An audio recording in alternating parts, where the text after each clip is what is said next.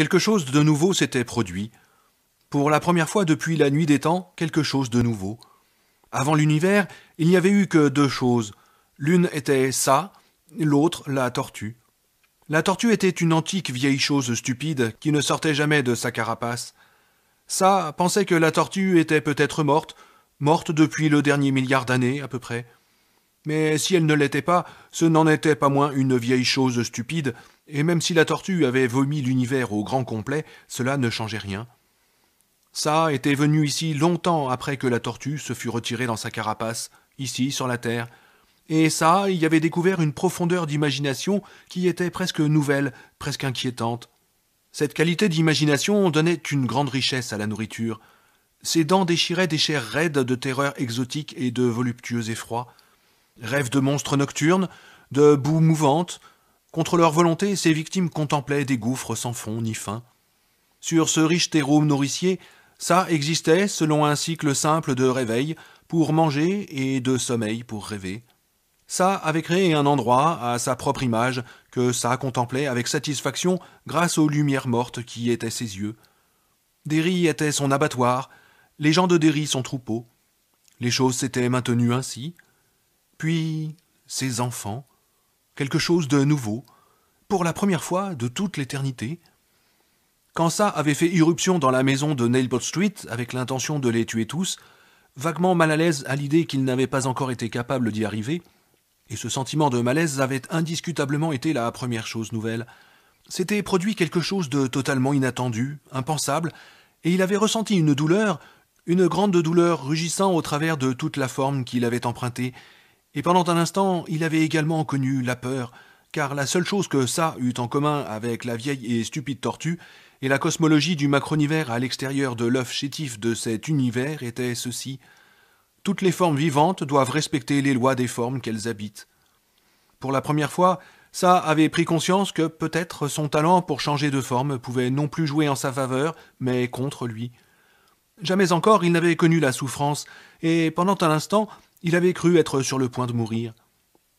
La tête remplie d'une grande douleur argentée et lancinante, il avait rugi, grondé, feulé, et les enfants avaient réussi à s'enfuir. Or, maintenant, il revenait. Il pénétrait dans son domaine en dessous de la ville, sept mômes insensés avançant à tâtons dans l'obscurité, sans lumière ni armes. Ça allait les tuer, aujourd'hui, certainement. Ça venait de faire une grande découverte sur lui-même. Il refusait à jamais toute nouveauté. Ça voulait seulement manger, dormir, manger, dormir. À la suite de la douleur et de ce bref éclat de peur, ça avait connu une nouvelle émotion, car toutes les émotions authentiques étaient nouvelles pour lui, même si ça était un grand simulateur d'émotions. La colère. Ça tuerait ses enfants, qui, par quelque stupéfiant accident, l'avaient fait souffrir pendant quelques instants. Venez donc, pensait ça, les écoutant se rapprocher. Venez à moi, petits enfants, et voyez comment nous flottons tous là en bas, comment nous flottons tous.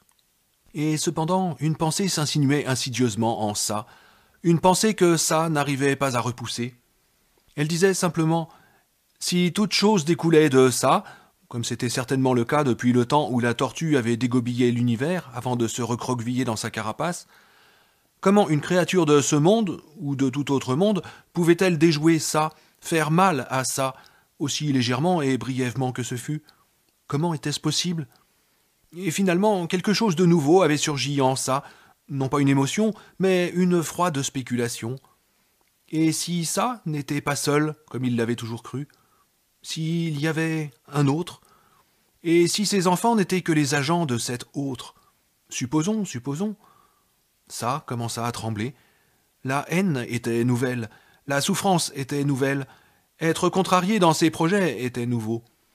Mais la chose la plus terrible restait la peur. Non pas la peur des enfants, celle-là lui avait passé, mais celle de ne plus être seul. Non, il n'y avait pas d'autre, sûrement pas. Comme il s'agissait d'enfants, leur imagination possédait une sorte de pouvoir brut que ça avait un instant sous-estimé. Mais maintenant qu'ils arrivaient, ça allait les laisser venir. Ils viendraient, et ça les jetterait les uns après les autres dans le macronivers, dans les lumières mortes de ses yeux. Oh oui, quand ils arriveraient, ça les jetterait, hurlant, dément, dans les lumières mortes. 1er août 1958, 14h15. Bev et Richie possédaient peut-être 10 allumettes à eux deux, mais Bill ne voulut pas les laisser s'en servir. Pour le moment, ils bénéficiaient d'une vague lueur dans le conduit. Il faisait sombre, certes, mais ils pouvaient distinguer les formes à un peu plus d'1 mètre devant eux, et tant qu'ils y arriveraient, on économiserait les allumettes. Bill supposa que le peu de lumière qui leur arrivait devait venir des évents de la structure, voire même des ouvertures circulaires ménagées dans les couvercles des bouches. Il lui paraissait d'une indicible étrangeté de penser qu'il se trouvait actuellement sous la ville, pourtant c'était maintenant certainement le cas. Le niveau de l'eau montait. Par 3 fois, ils avaient croisé, charriés par le courant, des cadavres d'animaux, un rat, un chaton, et une chose gonflée et brillante qui aurait tout aussi bien pu être un morceau de bois. Il entendit l'un des autres maugréer des paroles de dégoût au passage de la chose. Jusque-là, le courant contre lequel ils avaient à lutter n'était pas très fort. Mais ce calme relatif n'allait pas durer. Un grondement sourd et régulier leur parvenait d'un endroit qui ne devait pas être loin devant eux. Il se fit puissant et monta d'un cran. Le boyau tourna à droite et ils se retrouvèrent face à 3 autres conduits qui se déversaient dans le leur. 3 conduits placés verticalement, comme des feux de signalisation. Le boyau se terminait ici, en cul-de-sac. Il y faisait à peine un peu plus clair. Bill leva la tête et se rendit compte qu'il se trouvait dans un puits de section carrée, en pierre, d'environ 5 mètres de haut. Il se terminait par une grille d'égout, et c'est à plein seau que l'eau leur tombait dessus, comme dans une douche primitive. Bill examina, impuissant, les 3 conduits. Celui du haut rejetait une eau presque parfaitement claire, en dépit des feuilles et des débris divers qu'elle charriait. Mégots, emballage de chewing-gum, des choses comme ça. Le conduit intermédiaire recrachait une eau grise, et le conduit inférieur un magma brunâtre et nauséabond. « Et Eddie !» Le garçonnet vint en pataugeant à sa hauteur. Les cheveux lui collaient à la tête. Son plâtre détrempé était dans un état lamentable. « Lequel ?» Si l'on voulait savoir comment construire quelque chose, on demandait à Ben. Si on voulait savoir quelle direction prendre, on demandait à Eddie. Il n'en avait jamais parlé, mais tout le monde le savait. Si l'on se trouvait dans un quartier inconnu, Eddie vous ramenait sans problème, tournant à droite et à gauche sans hésiter, jusqu'à ce que l'on en soit réduit à le suivre aveuglément, en espérant qu'il savait ce qu'il faisait, ce qui semblait être à peu près toujours le cas.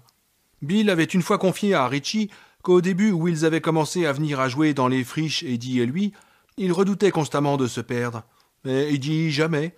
Il retrouvait toujours son chemin et ramenait Bill à l'endroit exact où il l'avait dit qu'il le ramènerait.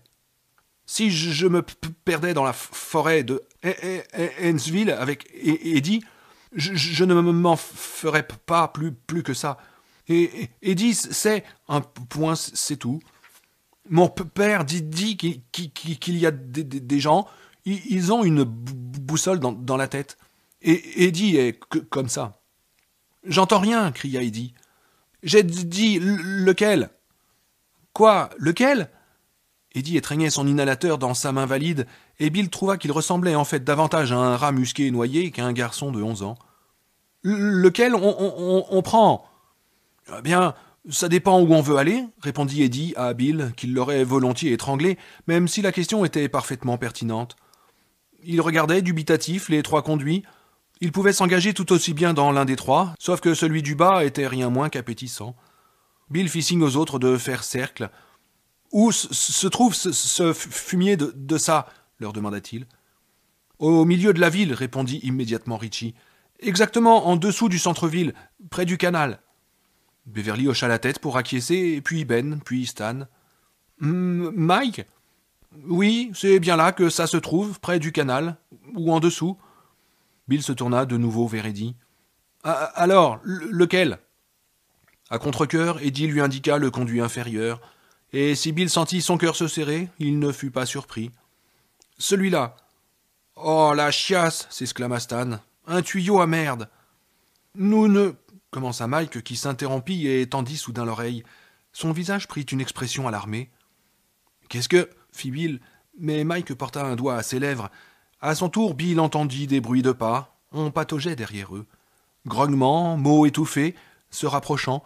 Henry n'avait pas abandonné la poursuite. « Vite !» dit Ben. « Allons-y !» Stan regarda dans le boyau par lequel ils étaient arrivés, puis se tourna vers le conduit inférieur. Il serra les lèvres et acquiesça. « Allons-y, oui, fit-il. La merde, ça se lave. »« Stan et que le mec vient d'en lâcher une bien bonne, s'exclama Richie. Ha ha !» Oh, tu vas la fermer, oui, Richie, siffla Beverly. Bill entra le premier dans le boyau secondaire, grimaçant à l'odeur, penché en avant. Cette puanteur, c'était bien celle d'un égout, de la merde, mais il y avait autre chose. Une odeur plus faible, mais plus vivante. Si un grognement d'animal avait pu avoir une odeur, et supposa Bill, si l'animal en question avait mangé ce qu'il fallait, il aurait eu cette sous-odeur. Nous sommes dans la bonne direction, pas d'erreur, ça est passé par là. Il est beaucoup passé par là. À peine avaient-ils parcouru 10 mètres que l'air était devenu irrespirable de puanteur. Ils avançaient lentement au milieu d'une matière qui n'était pas de la boue.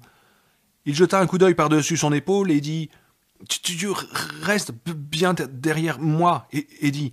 J'aurai besoin de toi. » La lumière baissa pour devenir sépulcrale, resta un moment ainsi, puis il n'y eut plus rien, et ils se retrouvèrent dans les ténèbres.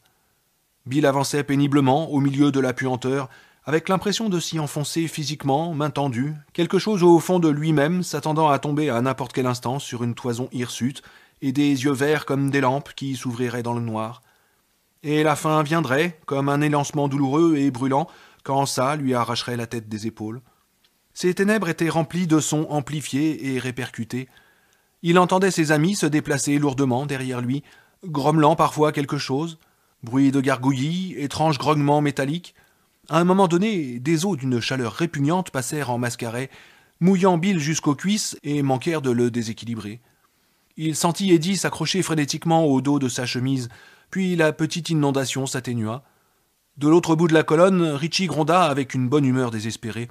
« Je crois qu'on vient de se faire pisser dessus par le jet en verre, Bill. » Bill entendait de l'eau, normale ou usée, s'écouler en jets contrôlés dans le réseau des canalisations plus petites, qui devaient maintenant se trouver au-dessus de leur tête. Il se rappelait sa conversation avec son père sur le système de drainage de Derry et croyait savoir ce qu'était ce réseau, celui chargé de gérer les débordements qui se produisaient lors des fortes pluies ou à l'époque des inondations. Ceux qui circulaient au-dessus quittaient Derry en allant se jeter dans la Torrote ou dans la Penobscot. La ville n'aimait pas trop refouler sa merde dans la Kenduskig parce que dans ces cas-là, le canal empestait.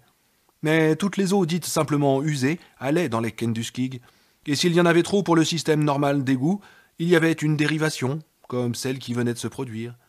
S'il y en avait eu une, il pouvait y en avoir plusieurs. Il leva les yeux, inquiet, sans rien voir, mais sachant qu'il devait y avoir des grilles à intervalles réguliers dans le haut du boyau, ou encore sur les côtés, et qu'à n'importe quel moment, il ne s'était pas rendu compte qu'il venait d'atteindre la fin du conduit. Il tomba en avant, moulinant des bras pour conserver l'équilibre. Il atterrit sur le ventre dans une sorte de masse compacte située environ à 60 cm en dessous de l'ouverture du boyau.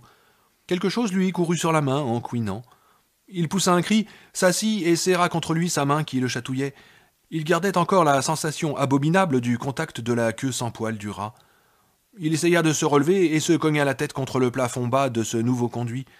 Un choc violent qui l'expédia de nouveau à genoux, tandis que dans les ténèbres, des fleurs rouges explosaient devant ses yeux. « Faites attention !» s'entendit-il crier. « Il y a un changement de niveau ici. Et Eddie, où es-tu ?»« Ici !» La bonne main d'Eddie effleura le nez de Bill. « Aide-moi, Bill, j'y vois rien, et c'est... » Il y eut un énorme bruit aqueux, éclaboussant, et Beverly, Mike, Ben et Richie hurlèrent tous à l'unisson. En temps normal, leur parfaite harmonie aurait été comique. Là, en bas, dans le noir, dans les égouts, elle était terrifiante. Soudain, tous se retrouvèrent en train de dégringoler. Bill prit Eddie dans ses bras pour tenter de le protéger. « Oh Seigneur !» gémit Richie. « J'ai bien cru que j'allais me noyer. On s'est fait doucher, et tu parles d'une douche de merde. Faudrait faire une visite organisée avec la classe, on pourrait demander à Mrs. Carson de la conduire. »« Ouais, et à Miss Jiminson de nous faire un cours d'hygiène ensuite, » acheva Ben d'une voix tremblante, et tous éclatèrent d'un rire suraigu. Quand les rires cessèrent, Stan éclata soudain en sanglots désespérés. Oh, « Pleure pas, mec, » dit Richie en passant une main tâtonnante par-dessus les épaules gluantes de Stan. « Tu vas tous nous faire chialer, sinon. »« Ça va très bien, » s'exclama Stan entre deux sanglots. « Je peux supporter d'avoir la frousse, mais j'ai horreur d'être sale comme ça, et j'ai horreur de ne pas savoir où je suis. Crois-tu que les allumettes sont encore bonnes, Richie ?» demanda Bill. « Moi j'ai donné les miennes à Bev. » Bill sentit une main toucher la sienne dans le noir et lui passer une pochette. Elle paraissait sèche au toucher. « Je les ai gardées au creux du bras, dit-elle. Elles sont peut-être encore bonnes, tu peux toujours essayer. » Bill détacha une allumette et la frotta au revers. Elle prit feu et il la tint haut. Ses amis se pressaient les uns contre les autres, clignant des yeux au brusque éclat de lumière. Ils étaient tous couverts d'ordures et avaient l'air très jeunes et très effrayés. Derrière eux, il distingua le boyau par lequel il venait d'arriver. Celui dans lequel il se trouvait était encore plus petit. Il partait dans 2 directions, tout droit, et des couches de sédiments ignobles recouvraient son sol. Il émit un sifflement entre ses dents et secoua l'allumette qui lui brûlait les doigts. Il tendit l'oreille et entendit le bruit de l'eau dévalant rapidement, de l'eau coulant goutte à goutte, le rugissement occasionnel d'une vanne de dégorgement qui s'ouvrait et envoyait un lot supplémentaire d'ordures dans la Kenduskeag, laquelle se trouvait maintenant loin derrière eux, Dieu seul savait où. Il n'entendit pas Henry, ni ses acolytes, pas encore. Calmement, Bill dit « Il y a un cadavre sur ma droite, à environ 3 mètres de nous. Je crois que ça pourrait être... » « Patrick ?» demanda Beverly, les tremblements de sa voix frisant l'hystérie. « Patrick Hochstetter ?»« Oui. Est-ce que vous voulez que j'allume une autre allumette ?»« Il le faut, Bill, » répondit Eddie. « Si je ne vois pas comment s'écoule le conduit, je ne saurais pas quelle direction prendre. » Bill enflamma l'allumette. À sa lueur, ils virent tous la forme gonflée et verdâtre qui avait été Patrick Hochstetter. Dans la pénombre, le cadavre leur adressait un sourire horriblement complice, mais avec la moitié du visage seulement. Les rats d'égout avaient dévoré le reste. Les livres des cours d'été étaient éparpillés autour de lui, rendus aussi épais que des dictionnaires par l'humidité. « Seigneur !» fit Mike, la voix enrouée, les yeux écarquillés. « Je les entends encore !» dit alors Beverly. « Henry et les autres !» Sans doute une bizarrerie acoustique avait-elle dû porter sa voix jusqu'à eux. Henry se mit à rugir dans le boyau, et pendant un instant ce fut comme s'il était tout près. « On vous aura !»« C'est tout droit !» cria Richie, le regard brillant, agité, fébrile. « Viens donc un peu, semelle en peau de banane. On se croirait à la piscine municipale ici. Allez, viens !» Puis il y eut un hurlement trahissant une telle épouvante et une telle souffrance que l'allumette qui brasillait entre les doigts de Bill tomba et s'éteignit. Eddie étreignait Bill de son bras valide. Bill le serra contre lui et sentit son petit corps trembler comme une corde de guitare, tandis que Stan se rencognait contre lui de l'autre côté. Le cri monta, puis il y eut un bruit de claquement, épais, obscène, et le cri fut coupé net. « Il y en a un qui s'est fait avoir par quelque chose ?» s'écria Mike d'une voix étouffée, horrifiée. « Quelque chose ? Un monstre ? Bill, il faut que tu nous tires de là, Bill, je t'en prie. » Bill entendait qu'on venait sur sa gauche, 1 ou 2 personnes avec l'écho, c'était impossible à déterminer. On venait en trébuchant et en heurtant les parois du boyau. « Par où, Eddie ?» demanda-t-il, avec une note d'urgence dans la voix. « Est-ce que tu sais ?»« Vers le canal ?» demanda Eddie, secouant le bras de Bill. « Oui. Alors, vers la droite, en passant à côté de Patrick, ou par-dessus. » Sa voix se durcit soudain. « Après tout, je m'en fous. C'est l'un de ceux qui m'ont cassé le bras, et il m'a aussi craché à la figure. »« Ah, allons-y, » dit Bill, en jetant un dernier coup d'œil dans le boyau qu'il venait de quitter. « Ah, la file indienne, et gardez le contact avec celui qui est devant vous, comme avant. » Il démarra à tâtons, frottant de son épaule droite contre la paroi boueuse en céramique du boyau, grinça des dents. Pas question de marcher sur Patrick ou de buter sur lui. Ils reprirent donc leur reptation dans les ténèbres, tandis qu'autour d'eux se précipitaient des trompes d'eau, et qu'à l'extérieur la tempête arpentait le paysage, parlant haut et fort, jetant sur des ris le voile d'un crépuscule précoce, crépuscule dont le vent était les gémissements et les feux électriques les bégaiements, et qui s'enfonça dans la nuit au fracas d'arbres foudroyés, tombant au sol dans un hurlement de mort de créatures préhistoriques. Voici que maintenant il revenait, et alors que tout s'était passé à peu près comme ça l'avait prévu, quelque chose que ça n'avait pas prévu était également de retour. Cette peur qui l'affolait et le taraudait, cette impression d'un autre. Ça haïssait la peur. Ça se serait jeté sur elle et l'aurait dévorée si ça l'avait pu. Mais la peur moqueuse virevoltait hors de portée et ça ne pouvait la tuer qu'en les tuant. Certainement rien ne justifiait cette peur. Ils étaient actuellement plus âgés, leur nombre réduit de 7 à 5. 5 restait un chiffre de pouvoir, mais il n'avait cependant pas la qualité de talisman mystique de 7. Il était exact que sa marionnette n'avait pas été fichue de tuer le bibliothécaire, mais celui-ci mourrait à l'hôpital. Plus tard, avant que l'aube ne vînt éveiller le ciel, ça lui enverrait un infirmier accro aux petites pilules pour finir le travail. La femme de l'écrivain se trouvait maintenant avec ça, vivante et cependant non vivante pour lui. Son esprit avait été ravagé gravement en voyant ça dans sa réalité, dépouillé de tous ces petits masques et colifichets qui n'étaient que des miroirs, bien entendu, des miroirs qui renvoyaient au spectateur terrifié ce qu'il y avait de plus épouvantable au fond de son esprit. Maintenant, l'esprit de la femme de l'écrivain se trouvait avec ça, en ça, au-delà de la frontière du macronivers, dans les ténèbres, au-delà de la tortue, dans les territoires extérieurs, au-delà de tout territoire. Elle était dans l'œil, dans l'esprit de ça. Elle se trouvait dans les lumières mortes. Oh, mais les colifichets étaient amusants. Prenez Hanlon, par exemple. Il ne s'en souvenait pas consciemment, mais sa mère aurait pu lui dire d'où venait l'oiseau qu'il avait vu aux aciéries. Alors qu'il n'avait que 6 mois, elle l'avait laissé endormi dans son berceau, d'un côté de la cour, pendant qu'elle étendait draps et couches sur le fil à linge. Elle avait accouru à ses cris. Un gros corbeau s'était posé sur le rebord du berceau et picorait le bébé comme une créature diabolique dans un conte de fées. Il hurlait de souffrance et de terreur, incapable de chasser l'oiseau qui avait senti la faiblesse de sa proie. Elle avait frappé l'oiseau du poing et constaté qu'il avait fait saigner Mike à 2 ou 3 endroits du bras. Elle l'avait emmené chez le docteur Silwagon pour qu'il lui fasse une piqûre contre le tétanos. Ce souvenir était resté enfoui dans la mémoire profonde de l'enfant. Bébé minuscule, oiseau gigantesque. Et lorsque Sal l'avait attaqué, Mike avait vu de nouveau le monstre d'autrefois. Mais lorsque son autre marionnette, le mari de l'autre fille, lui avait apporté la femme de l'écrivain, ça n'avait endossé aucun costume. Chez lui, ça ne s'habillait pas. Le mari marionnette lui avait donné un seul coup d'œil et était mort sous le choc, le visage gris, les yeux se remplissant du sang qui venait de gicler dans sa tête en une douzaine d'endroits différents. La femme de l'écrivain avait eu le temps de se faire une réflexion horrifiée. « Oh, mon Dieu, c'est une femelle !» Puis toute pensée avait cessé sous son crâne. Elle nageait dans les lumières mortes. Ça descendit de son antre et prit soin de ses restes physiques, les préparant pour s'en repaître ultérieurement. Audra-den-Brou était maintenant suspendue au milieu des choses, dans un croisillon de fil de soie, la tête ballottant sur l'épaule, les yeux grands ouverts, le regard vitreux, les orteils pointant vers le bas. Mais il détenait encore un certain pouvoir, moins grand mais toujours actif. Ils étaient venus jusqu'ici enfants, et mystérieusement, contre toute logique, contre toute attente, contre tout ce qui aurait pu ou dû être, ils lui avaient fait terriblement mal. Ils avaient failli le tuer. Ils l'avaient forcé à se réfugier au plus profond de la terre où il s'était recroquevillé, blessé, tremblant, plein de haine, au milieu de la flaque grandissante de son propre sang étrange. Encore une nouvelle chose, si vous le voulez bien.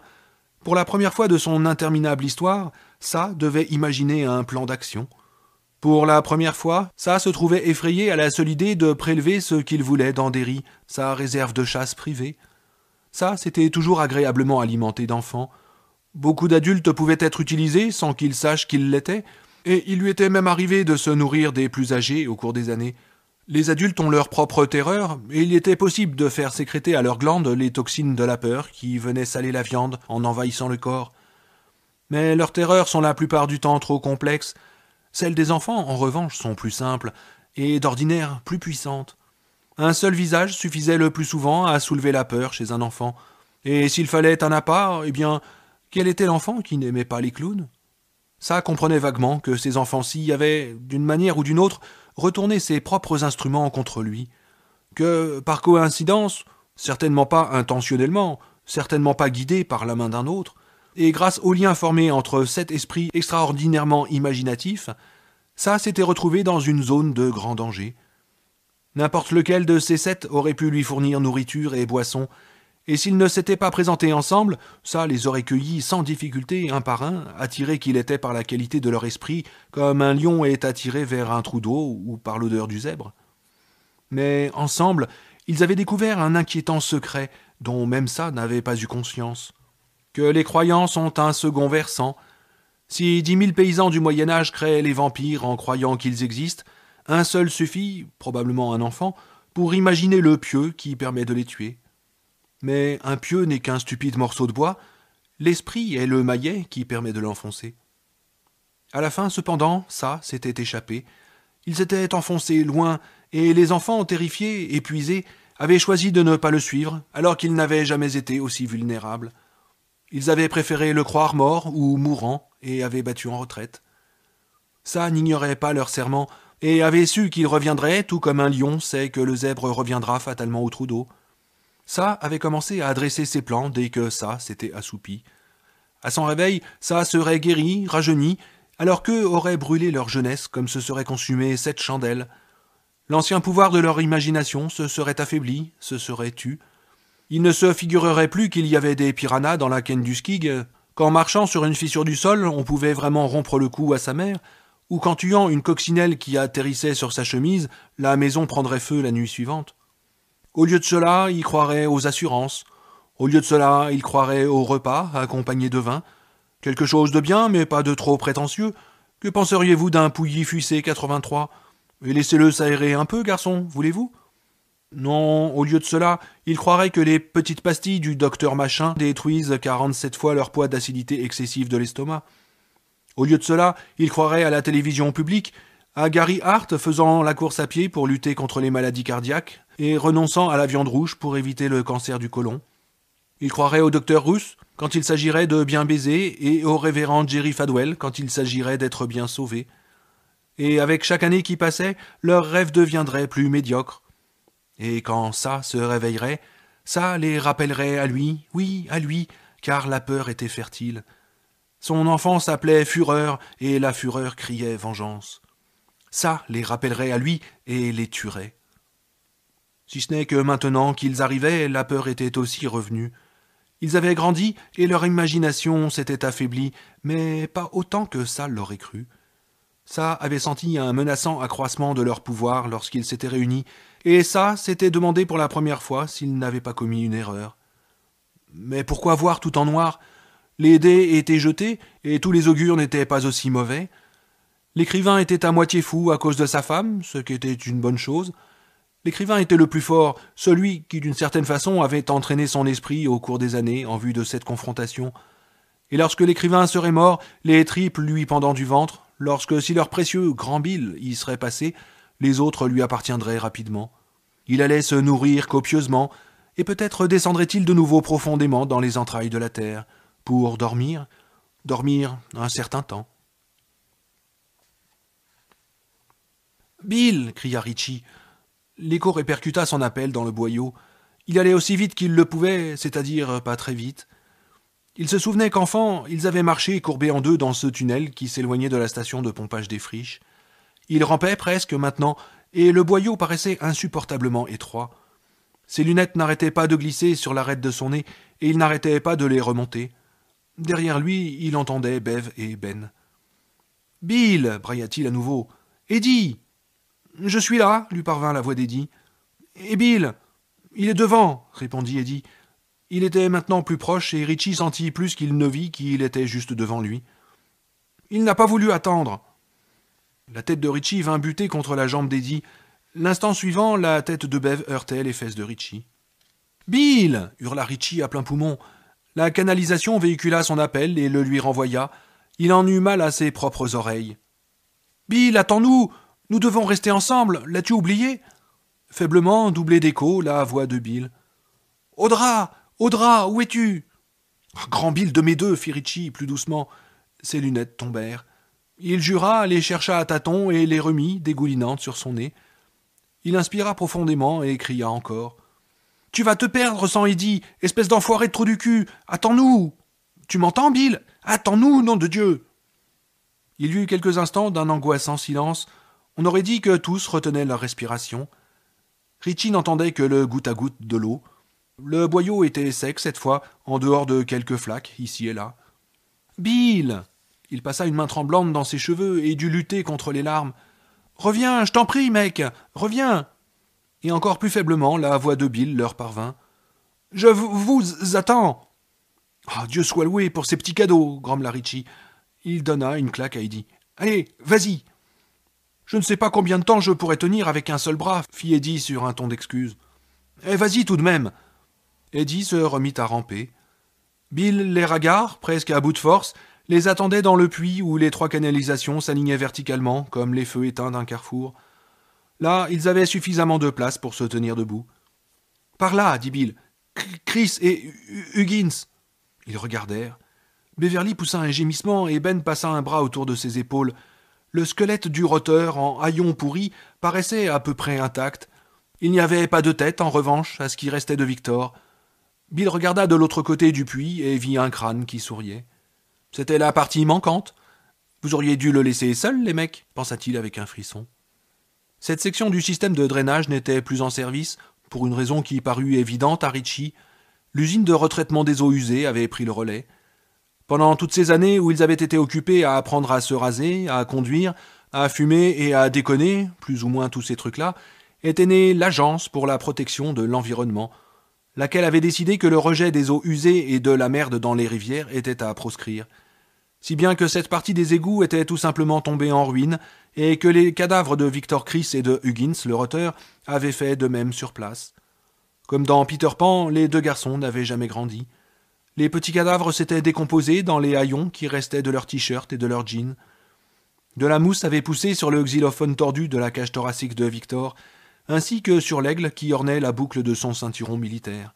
« Le monstre les a eus, dit doucement Ben. Vous vous rappelez ? Nous avons tous entendu. »« Audra est morte, fit Bill d'un ton de voix machinale. J'en suis sûr, maintenant. »« Rien ne te permet d'en être sûr, cria Beverly avec une telle fureur que Bill se tourna pour la regarder. Une seule chose est sûre, c'est que beaucoup d'autres personnes sont mortes, la plupart du temps des enfants. Elle s'approcha de lui, les mains sur les hanches. Elle avait le visage et les bras couverts de crasse, les cheveux poisseux de vase. Ritchie trouva qu'elle était splendide. « Et tu sais qui est responsable ?»« Je n'aurais jamais dû lui dire où j'allais, » murmura Bill. « Pourquoi j'ai fait ça ?» Les mains de Beverly bondirent comme deux pistons et vinrent le saisir par la chemise. Stupéfait, Ritchie la vit qui se mettait à le secouer. « Arrête ça ! Tu sais pourquoi nous sommes venus, hein ? Nous avons juré, et nous allons le faire. Est-ce que tu me comprends, Bill ? Si elle est morte, elle est morte, mais ça est vivant, et on a besoin de toi. Tu piges ? Nous avons tous besoin de toi. » Elle criait maintenant. « Alors tu vas te mettre à notre tête, comme autrefois, sans quoi aucun d'entre nous ne sortira vivant d'ici. » Il la regarda longtemps sans parler, et Ritchie se retrouva en train de penser. « Allez, grand Bill, allez, mon vieux, allez !» Bill se tourna alors vers les autres et acquiesça. Et dit « Je suis là, Bill.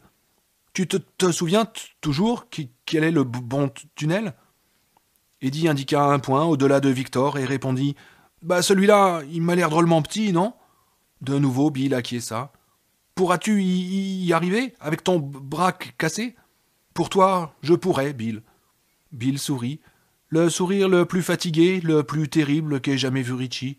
« Conduis-nous, Eddie, au travail. » Tout en rampant, Bill se souvint du changement de niveau au bout du boyau.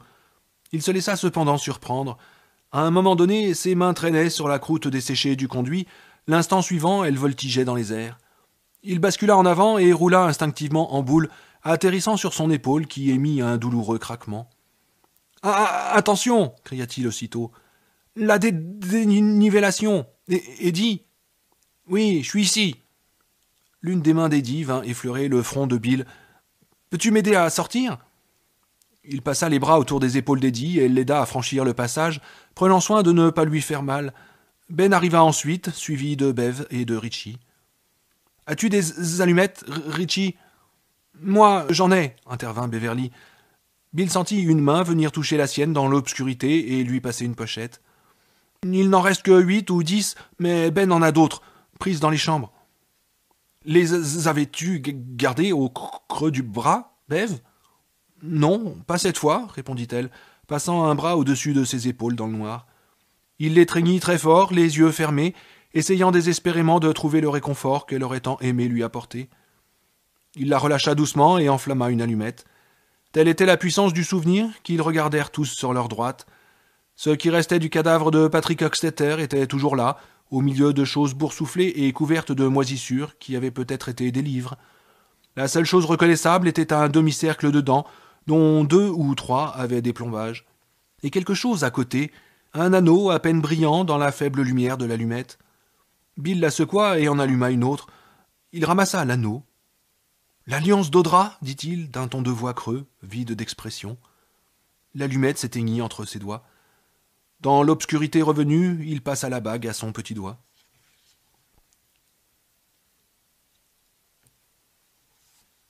Dans les tunnels, 14h20. « Bill, fit Richie d'une voix hésitante, est-ce que tu as une idée du temps que nous avons passé dans ces tunnels, depuis l'endroit où nous avons vu le cadavre de Patrick Huckstetter ?» Mais Bill était sûr qu'il serait incapable de trouver le chemin du retour. Il n'arrêtait pas de penser à ce qu'avait déclaré son père. On peut y marcher pendant des semaines. Si jamais le sens de l'orientation d'Eddie venait à leur faire défaut maintenant, ils déambuleraient jusqu'à leur mort, à moins qu'auparavant, ayant pris la mauvaise direction, ils ne se noient dans un boyau inondé, comme des rats dans un tonneau. Mais Eddie ne semblait nullement inquiet. Il demandait de temps en temps à Bill d'allumer l'une de leurs allumettes de réserve, regardait autour de lui, l'air réfléchi, et se remettait en route. On aurait dit qu'il tournait au hasard, à droite et à gauche. Les conduits étaient parfois si énormes que Bill n'arrivait pas à en toucher le haut, même en tendant la main. Parfois il leur fallait ramper à quatre pattes, et ils durent même une fois, pendant 5 horribles minutes, qui leur parurent s'éterniser, avancer à plat ventre en se tortillant comme des vers, Eddie en tête, les autres suivant, le nez dans les talons du prédécesseur. La seule chose avérée pour Bill était qu'il venait de parvenir d'une manière ou d'une autre dans une partie désaffectée du tout à l'égout de Derry. Ils avaient laissé loin derrière eux ou au-dessus d'eux le secteur actif. Le grondement de l'eau s'écoulant s'était réduit à un roulement lointain. Ces canalisations étaient plus anciennes et revêtues, au lieu de céramique cuite au feu, d'une matière argileuse friable et trouées par endroits de sorte d'évents d'où sortait un fluide à l'odeur nauséabonde. Les odeurs d'excréments humains, ces puissantes odeurs de gaz qui les avaient quasiment suffoqués, s'étaient atténuées, mais pour être remplacées par une autre, jaune et ancienne, qui était pire. Ben trouva que c'était l'odeur de la momie. Pour Eddie, c'était celle du lépreux. Pour Richie, celle de la plus antique veste de flanelle du monde, en train de moisir et de pourrir, une veste de bûcheron, une très grande veste, suffisante pour un personnage comme Paul Bunyan, peut-être. Pour Beverly, elle évoquait le tiroir à chaussettes de son père. Mike y voyait la senteur forte et sèche des plumes dans un nid abandonné.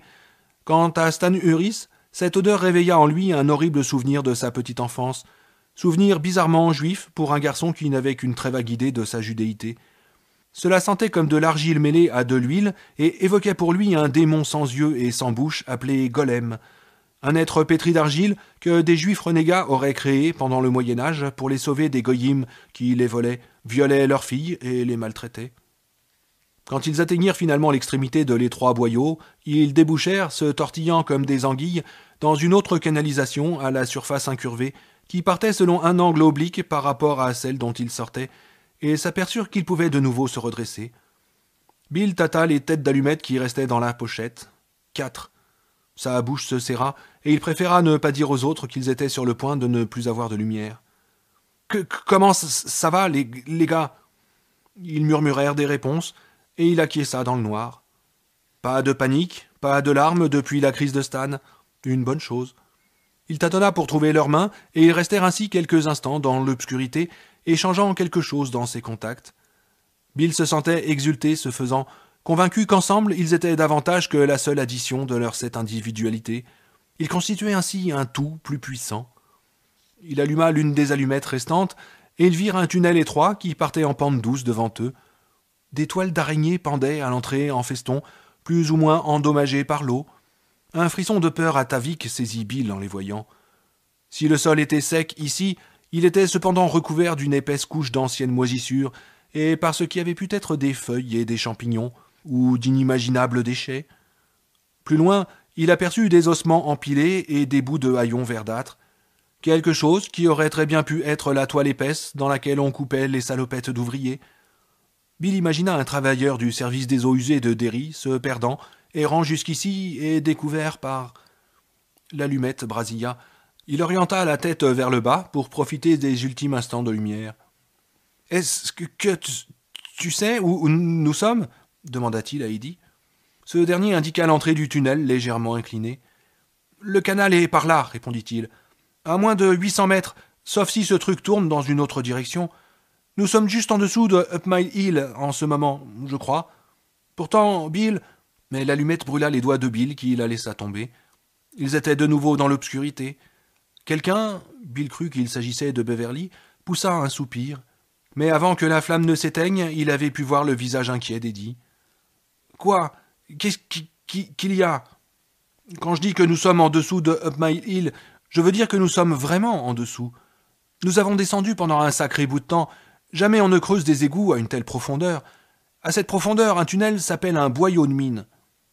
À combien crois-tu que nous soyons, Eddie demanda Richie. 400 mètres, peut-être plus. Seigneur Jésus, murmura Beverly. De toute façon, nous ne sommes pas dans un égout. On peut le dire rien qu'à l'odeur. Ça pue, mais ce n'est pas une odeur d'égout, intervint Stan derrière eux. Je crois que je préfère l'odeur des égouts, dit Ben. Ça sent comme... Un cri vint flotter jusqu'à eux par le conduit qu'ils venaient de quitter, et Bill sentit ses cheveux se hérisser sur sa nuque. Ils se blottirent tous les 7, les uns contre les autres, s'étreignant mutuellement. « Vais vous choper, moi, enfant de putain! Je vais vous choper !»« C'est Henry, » fit Eddie dans un souffle. « Oh mon Dieu, il est encore là !»« J'en suis pas surpris, » commenta Richie. « Il est plus entêté qu'une mule, cet animal. » Ils entendaient son lointain halètement, le frottement de ses chaussures, celui plus léger de ses vêtements. « Ah, allons-y, » dit Bill. Ils s'engagèrent dans le boyau en pente, avançant 2 par 2, sauf Mike qui fermait la marche. Bill avec Eddie, Richie avec Bev, Ben avec Stan. « Crois-tu que Henry soit loin de nous ?»« Difficile à dire, grand Bill, » répondit Eddie. « Avec tous ces échos... » Puis il ajouta à voix plus basse. « Tu as vu ce tas d'os ?»« Oui, » fit Bill, baissant aussi la voix. « Il y avait un ceinturon à outils parmi les vêtements. Je crois que c'était un type du service des eaux. »« Oui, moi aussi. »« Et depuis combien de temps tu crois qu'il est... » Aucune idée. Eddie referma sa main valide sur le bras de Bill dans les ténèbres. Un quart d'heure s'était peut-être écoulé lorsqu'ils entendirent quelque chose venir vers eux dans le noir. Richie s'arrêta, pétrifié sur place, un vrai bloc de glace. Tout d'un coup, il n'eut plus que 3 ans. Il tendit l'oreille vers ces mouvements d'écrasement, se rapprochant d'eux, et vers le bruit de ramures agitées par le vent qui les accompagnait. Avant même que Bill fît craquer une allumette, il savait ce qu'il allait voir. « L'œil !» hurla-t-il. « Mon Dieu, c'est l'œil rampant !» Pendant un instant, les autres ne surent pas très bien ce qu'ils voyaient. Beverly eut l'impression que son père venait de la trouver, même ici en bas, et Eddie eut la vision fugitive de Patrick Hockstetter revenu à la vie, sauf que Patrick les aurait contournés pour arriver de face. Mais le cri de Richie, sa conviction absolue, gela cette forme pour tous. Ils voyaient ce que voyait Richie. Un œil gigantesque emplissait le tunnel. Noire et vitreuse, la pupille faisait 60 centimètres de diamètre, et l'iris était d'une couleur roussâtre boueuse. La cornée gonflée, membraneuse, était parcourue de capillaires rouges qui pulsaient régulièrement. Une horreur sans paupières et sans cils, gélatineuse, qui se déplaçait sur un matelas de tentacules à l'aspect rugueux. Il s'agitait au-dessus du sol friable du tunnel, dans lequel il s'enfonçait comme des doigts, si bien que l'impression donnée dans la lueur vacillante de l'allumette était celle d'un œil à la base duquel auraient poussé des mains. L'œil les fixait, avec une avidité fiévreuse et neutre. L'allumette s'éteignit. Dans l'obscurité, Bill sentit les tentacules venir lui caresser les chevilles, les tibias, mais il était incapable de bouger. Son corps était pétrifié. Il sentait ça approcher, il sentait la chaleur qui en rayonnait, il entendait le pouls humide du sang qui humectait ses membranes. Il imagina l'impression collante qu'il ressentirait lorsque ça le toucherait, et pourtant il resta incapable de crier, même lorsque de nouveaux tentacules s'enroulèrent autour de sa taille et vinrent s'accrocher dans les passants de son jean pour le tirer en avant. Il resta silencieux et inerte. Une somnolence mortelle semblait s'être emparée de lui. Beverly sentit à son tour l'un des tentacules venir s'accrocher au lobe de son oreille, qu'elle serra brusquement. Dans un élancement douloureux, elle fut tirée en avant, se tordant et gémissant. On aurait dit qu'une vieille institutrice acariâtre l'entraînait au fond de la classe pour la mettre au coin avec le bonnet d'âne sur la tête. Stan et Richie essayèrent de battre en retraite, mais une forêt de tentacules invisibles s'agitait et murmurait maintenant autour d'eux. Ben passa un bras autour des épaules de Beverly et voulut la tirer en arrière. Elle saisit ses mains d'une étreinte pleine de panique. « Ben, il me tient !»« Non, ça, ne t'a pas. Attends, je vais tirer. » Il y mit toute sa force, et Beverly hurla de douleur lorsque son oreille se déchira et que le sang se mit à couler. Sec et dur, un tentacule vint se frotter sur la chemise de Ben, s'arrêta, puis se tordit en un nœud douloureux sur son épaule. Bill tendit une main et vint heurter une masse molle et poisseuse. « L'œil !» hurla-t-il dans sa tête. « J'ai mis ma main dans l'œil. Oh mon Dieu, l'œil, ma main dans l'œil !» Il commença à se débattre, mais les tentacules le tiraient inexorablement. Sa main disparut dans cette chaleur avide et humide, puis son avant-bras s'enfonça jusqu'à la hauteur du coude. D'un instant à l'autre, c'était tout son corps qui risquait de s'engluer sur la surface collante, et il comprit qu'il deviendrait fou sur le champ. Il se mit à lutter frénétiquement, coupant les tentacules de sa main libre. Eddie restait sans bouger, comme dans une paralysie de rêve, écoutant les sons assourdis et les cris qui provenaient de l'affrontement. Des tentacules étaient venus l'effleurer, mais aucun ne s'était encore agrippé à lui. « Tire-toi » lui hurlait son esprit. « Rentre à la maison, chez maman, Eddie, tu pourras retrouver le chemin. » Bill hurla dans les ténèbres, un cri aigu, désespéré, qui fut suivi de bruits mous et hideux de succion. La paralysie d'Eddie disparut instantanément. Ça essayait de prendre le grand Bill. « Non » rugit Eddie. Oui, un vrai rugissement. Jamais on n'aurait pu soupçonner qu'un tel cri de guerrier viking pût sortir d'une poitrine aussi étroite, de la poitrine d'Eddie Casbrack, des poumons d'Eddie Casbrack, lequel souffrait bien entendu du cas d'asthme le plus sévère de tout Derry. Il bondit en avant, sautant par-dessus les tentacules sans même les sentir, le plâtre détrempé de son bras cassé venant heurter son torse. Il fouilla dans sa poche de sa main valide et en tira son inhalateur. De l'acide, voilà le goût que ça a, de l'acide de batterie. Il heurta Bill Denbrough dans le dos et le repoussa de côté. Il y eut un bruit visqueux d'arrachement, suivi d'un miaulement prolongé, bas, qu'Eddie sentit davantage avec son esprit qu'il ne l'entendit avec ses oreilles. Il brandit son inhalateur. « De l'acide, c'est de l'acide si je veux, alors bouffe-en, bouffe-en. Acide de batterie, saloperie !» vociféra Eddie en appuyant sur la détente. En même temps, il donna un coup de pied dans l'œil. Sa chaussure s'enfonça profondément dans la gelée de la cornée.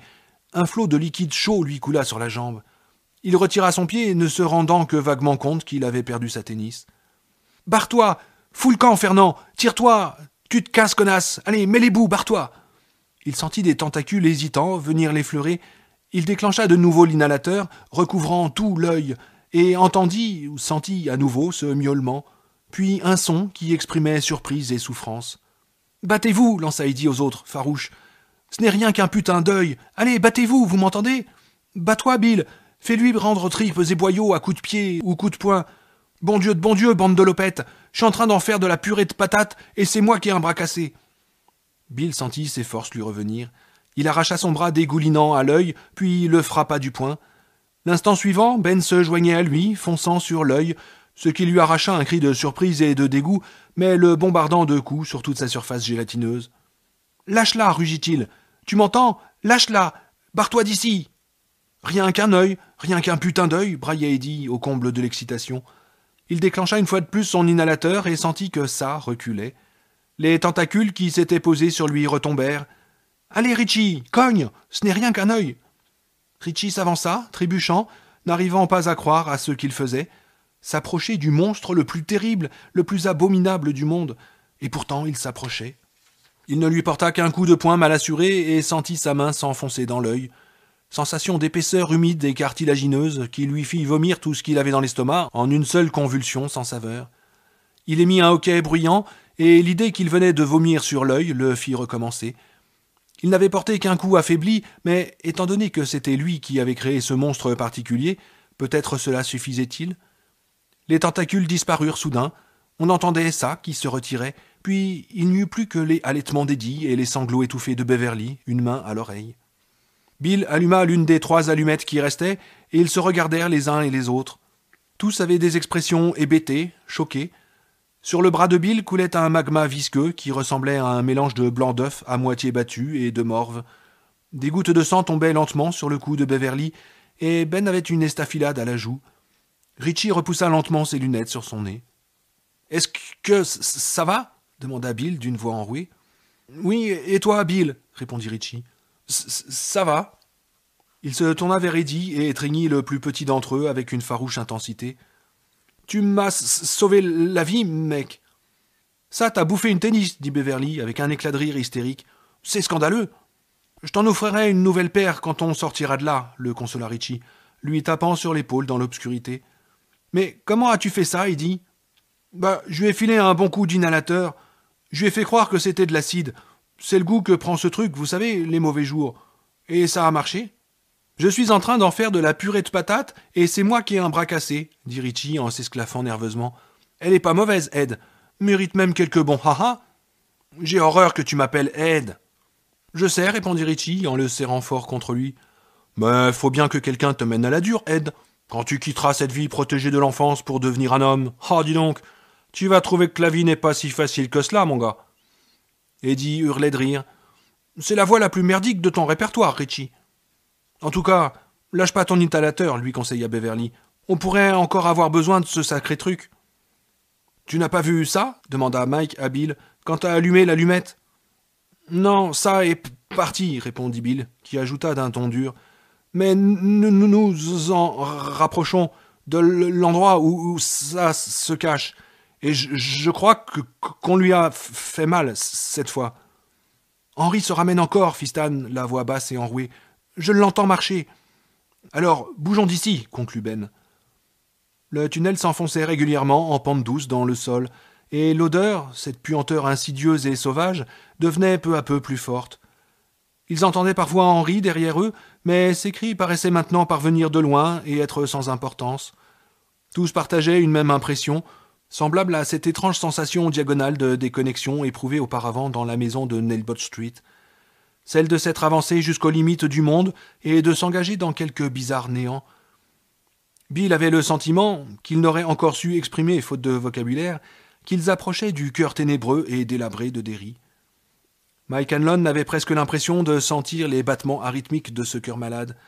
La sensation d'une puissance maligne se faisant de plus en plus présente pénétrait Beverly, s'enroulait autour d'elle, essayant sans aucun doute de la couper des autres. Nerveusement, elle tendit les deux mains et saisit celle de Ben d'un côté, celle de Bill de l'autre. Elle eut l'impression d'avoir été obligée de tendre les bras trop loin et leur lança angoissée. « Tenons-nous par la main, on dirait qu'on s'éloigne les uns des autres. » C'est Stan qui se rendit compte le premier qu'il voyait à nouveau. Un étrange et faible rayonnement se diffusait dans l'air. Tout d'abord, il ne put voir que des mains, les siennes prises dans celles de Ben d'un côté et dans celles de Mike de l'autre. Puis il aperçut les boutons de la chemise couverte de boue de Richie, ainsi que la bague du Captain Midnight, un objet de pacotille comme on en trouve dans des boîtes de céréales, qu'Eddie aimait porter au petit doigt. « Est-ce que vous pouvez vous voir, les gars » demanda Stan en s'arrêtant, aussitôt imité par les autres. Bill regarda autour de lui et se rendit compte en effet qu'il le pouvait, un peu du moins, puis s'aperçut que le tunnel s'était élargi dans des proportions fabuleuses. Il se trouvait maintenant dans une salle incurvée aussi vaste qu'une nef d'église, voire de cathédrale. Ils se tordirent le cou pour repérer le plafond, qui était à 20 mètres au-dessus d'eux, sinon davantage, et que soutenaient des sortes de contreforts de pierre, comme les côtes d'une cage thoracique. Des toiles d'araignée pendaient entre ces côtes. Le sol était fait de dalles de pierre, mais une telle accumulation de débris et de poussière ancienne le recouvrait que le bruit de leurs pas n'avait pas changé. Les parois incurvées étaient bien à une vingtaine de mètres l'une de l'autre au niveau du sol. « Ils devaient être cinglés, les types qui ont fait ce truc, dit Richie avec un rire nerveux. « On dirait une cathédrale, remarqua doucement Beverly. « Mais d'où vient la lumière ?» se demanda Ben. « Directement des murs. »« J'aime pas trop ça, » grommela Stan. « Allons-y, on a Henry sur les talons. » Un cri puissant comme un hennissement perça la pénombre, suivi d'un fort bruissement d'ailes. Une forme surgit de l'obscurité, un œil lançant des éclairs, l'autre comme une lampe éteinte. « L'oiseau » hurla Stan. « Regardez, c'est l'oiseau !» L'oiseau plongea sur eux comme un avion de combat obscène, son bec corné orange s'ouvrant et se refermant pour révéler les chairs roses à l'intérieur, aussi douillettes d'aspect qu'un coussin de satin dans un cercueil. Ça fonça tout droit sur Eddie. Son bec vint entailler l'épaule du petit garçon et une brûlure douloureuse, comme une coulée d'acide, s'enfonça dans sa chair. Le sang se mit à couler sur sa poitrine. Il hurla, tandis que les grands battements d'ailes de l'oiseau propulsaient un air méphitique à sa figure. Il volait à reculons, son œil unique brillant d'une lueur malveillante tout en roulant dans son orbite. Seuls les battements de la membrane dictitante atténuaient par instants son expression de méchanceté. Les cerfs cherchaient Eddie, lequel s'esquiva avec un nouveau hurlement. Elles déchirèrent comme des lames de rasoir le dos de sa chemise et laissèrent 2 sillons écarlates peu profonds à la hauteur de ses omoplates. Toujours hurlant, Eddie essaya de s'éloigner en rampant, mais l'oiseau continuait de reculer à grands battements d'ailes. Mike bondit, tout en fouillant dans sa poche dont il sortit un couteau à une lame. Et comme l'oiseau plongeait encore une fois sur Eddie, il porta un coup vif, en un arc tendu, à l'une des serres de l'oiseau. Il l'entailla profondément et du sang en jaillit. L'oiseau vira sur une aile, prit de l'élan et replongea vers eux, aile repliée pour prendre de la vitesse. Mike se laissa choir de côté au dernier moment, portant un coup de couteau en même temps. Mais il manqua sa cible, tandis que la serre de l'oiseau heurtait son poignet si violemment qu'il en eut la main engourdie et parcourue de picotements. L'échymose qui lui resta jaunit sa peau presque jusqu'à la hauteur du coude. Le couteau lui échappa et disparut dans l'obscurité. L'oiseau revint, poussant des cris de triomphe, et Mike se roula contre Eddie en attendant le pire. Mais pendant que l'oiseau virait, Stan s'était avancé vers les deux garçons massés sur le sol. Debout, minuscule, l'air impeccable en dépit de la boue qui lui encrassait mains et bras, chemise et pantalon, il leva soudain les mains en un geste curieux. Paume en l'air, doigts tournés vers le bas. L'oiseau poussa un nouveau cri et le frôla à toute vitesse, ne le manquant que de quelques centimètres. L'air déplacé souleva les cheveux de Stan, qui fit demi-tour sur place pour faire face de nouveau à ça.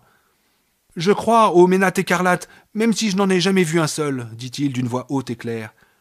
L'oiseau cria et vira brusquement pour s'éloigner, comme s'il venait de recevoir un coup de fusil.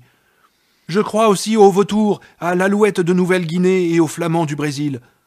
L'oiseau se mit à caqueter sauvagement, s'éleva et s'enfonça soudain dans le tunnel. Je crois à l'aigle chauve d'Amérique, hurla Stan à plein poumon derrière ça. Et je crois même que le phénix pourrait bien exister quelque part. Mais je ne crois pas en toi. Alors, fous le camp d'ici. Barre-toi, mets les voiles, salopard. Il se tut sur ces mots, et le silence parut soudain très vaste. Bill, Ben et Beverly vinrent entourer Mike et Eddie. Ils aidèrent ce dernier à se remettre sur pied, et Bill examina les coupures. Pas très profondes, mais je parie qu'elles font rudement mal. Oui, ça m'a mis la chemise en lambeaux, grand Bill. Des larmes brillaient sur les joues d'Eddie, et il avait de nouveau sa respiration sifflante. Les croassements barbares s'étaient tus. Il paraissait difficile de croire qu'il les avait presque assourdis un instant auparavant. « Mais qu'est-ce que je vais dire à ma mère ?» Bill ne put retenir un léger sourire. « Attends donc d'être dehors pour t'en inquiéter. File-toi plutôt un bon coup de ton truc. » Eddie prit une giclée d'Hydroix, inhala avec force, puis respira plus librement. « C'était magnifique, Stan avec le mec, » dit Richie. « C'était tout simplement magnifique. » Stan tremblait de tout son corps. « Les oiseaux comme celui-là n'existent pas, c'est tout. Il n'y en a jamais eu, il n'y en aura jamais. »« On arrive !» hurla Henri quelque part au loin. Sa voix était celle d'un dément. Il hurlait, ululait, on ne savait pas exactement. On aurait dit un enragé qui se serait échappé par une fissure dans le toit de l'enfer. « Moi et le roteur, on arrive et on va vous baiser, bande de petits merdeux. Vous pourrez pas vous tailler. » Bill hurla à son tour. « Barre-toi, Henri, tant qu'il est encore temps. » Pour toute réponse, Henri lâcha un cri creux et inarticulé. Ils entendirent un bruit de pas, et dans une bouffée de lucidité, Bill comprit que Henri était mortel, était réel et ne pouvait être arrêté par un inhalateur ou un catalogue d'oiseaux. La magie n'agirait pas sur lui, il était trop bête. « Allons-y, il faut garder notre avance sur lui. » Ils reprirent leur marche, se tenant par la main, les pans en lambeaux de la chemise d'Eddie flottant derrière lui. La lumière devint plus forte, le tunnel encore plus énorme. Bientôt le plafond, à force de s'élever, devint presque invisible. Ils avaient maintenant l'impression d'avancer non pas dans un tunnel, mais au milieu de la cour souterraine et titanesque de quelques châteaux cyclopéens.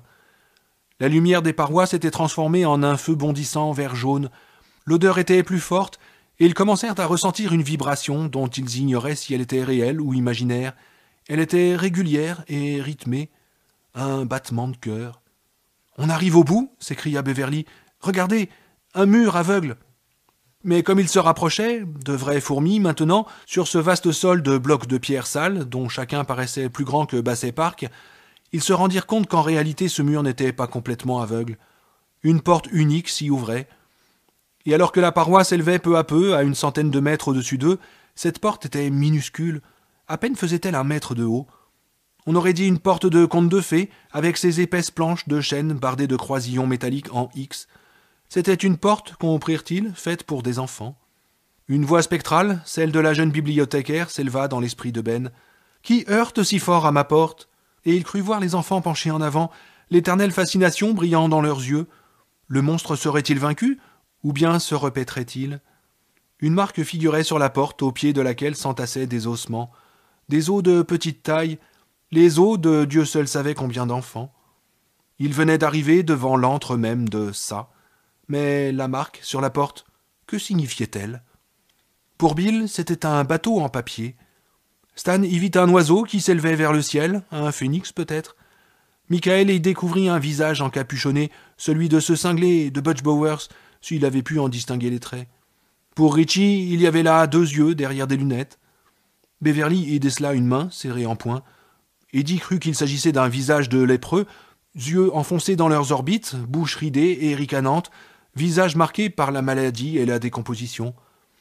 À Ben Hanscom s'imposa l'idée d'un tas de bandelettes et lui sembla sentir une odeur âpre d'épices trop vieilles. Plus tard, quand il arriva à la même porte avec les cris de Huggins résonnant encore sous son crâne, Henry Bowers y vit la lune, une lune pleine, rebondie et noire. « J'ai la frousse, Bill, dit Ben d'une voix chevrotante. « Est-ce qu'il faut vraiment... » Bill toucha les ossements du bout de sa chaussure et se mit soudain à les éparpiller. Il en monta un nuage poudreux.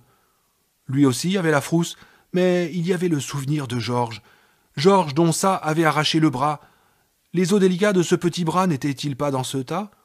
Bien entendu, ils y étaient mêlés. Il se trouvait là, au nom des propriétaires de ces restes, de George et de tous les autres, tous ceux qui avaient été traînés jusqu'ici, tous ceux qui auraient pu aussi y finir, tous ceux qui avaient été simplement laissés à pourrir sur place. « Il le faut, dit Bill. « Et si c'est fermé à clé ?» demanda Beverly d'une petite voix. « Elle ne l'est pas, répondit Bill, qui ajouta quelque chose venant du plus profond de lui-même. Des endroits comme celui-là ne sont jamais fermés. Il posa le bout des doigts de sa main droite contre le battant et poussa. Il s'ouvrit sur un flot de lumière d'un vert jaune à vomir. L'odeur de Zoo se rua sur eux, incroyablement puissante maintenant. Un par un, ils franchirent la porte de conte de fées pour pénétrer dans l'antre même de ça.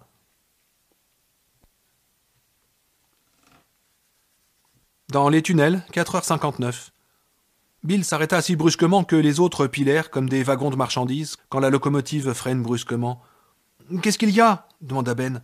« C'était ici, l'œil. Vous souvenez ?»« Oh oui, je m'en souviens, dit Richie. Eddie l'a arrêté avec son inhalateur, en lui faisant croire que c'était de l'acide. Il a ajouté quelque chose d'assez marrant, mais je ne me rappelle pas quoi exactement. Oh, c'est sans importance. Nous ne verrons rien de ce que nous avons vu la première fois, remarqua Bill. Il craqua une allumette et regarda les autres. Les visages avaient quelque chose de lumineux dans la lueur de la petite flamme, de lumineux et de mystique. Et ils paraissaient très jeunes. « Comment ça va, les gars ?»« Ça va, grand Bill, répondit Eddie, dont les traits étaient cependant tirés par la souffrance.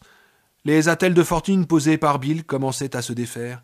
« Et toi ?»« Ça va, dit Bill, qui secoua l'allumette pour l'éteindre avant que son visage ne le trahisse. « Mais comment cela a-t-il pu se produire ?» lui demanda Beverly en lui touchant le bras dans l'obscurité. « Comment a-t-elle pu, Bill ?»« Parce que j'ai mentionné le nom de la ville, et elle m'a suivi.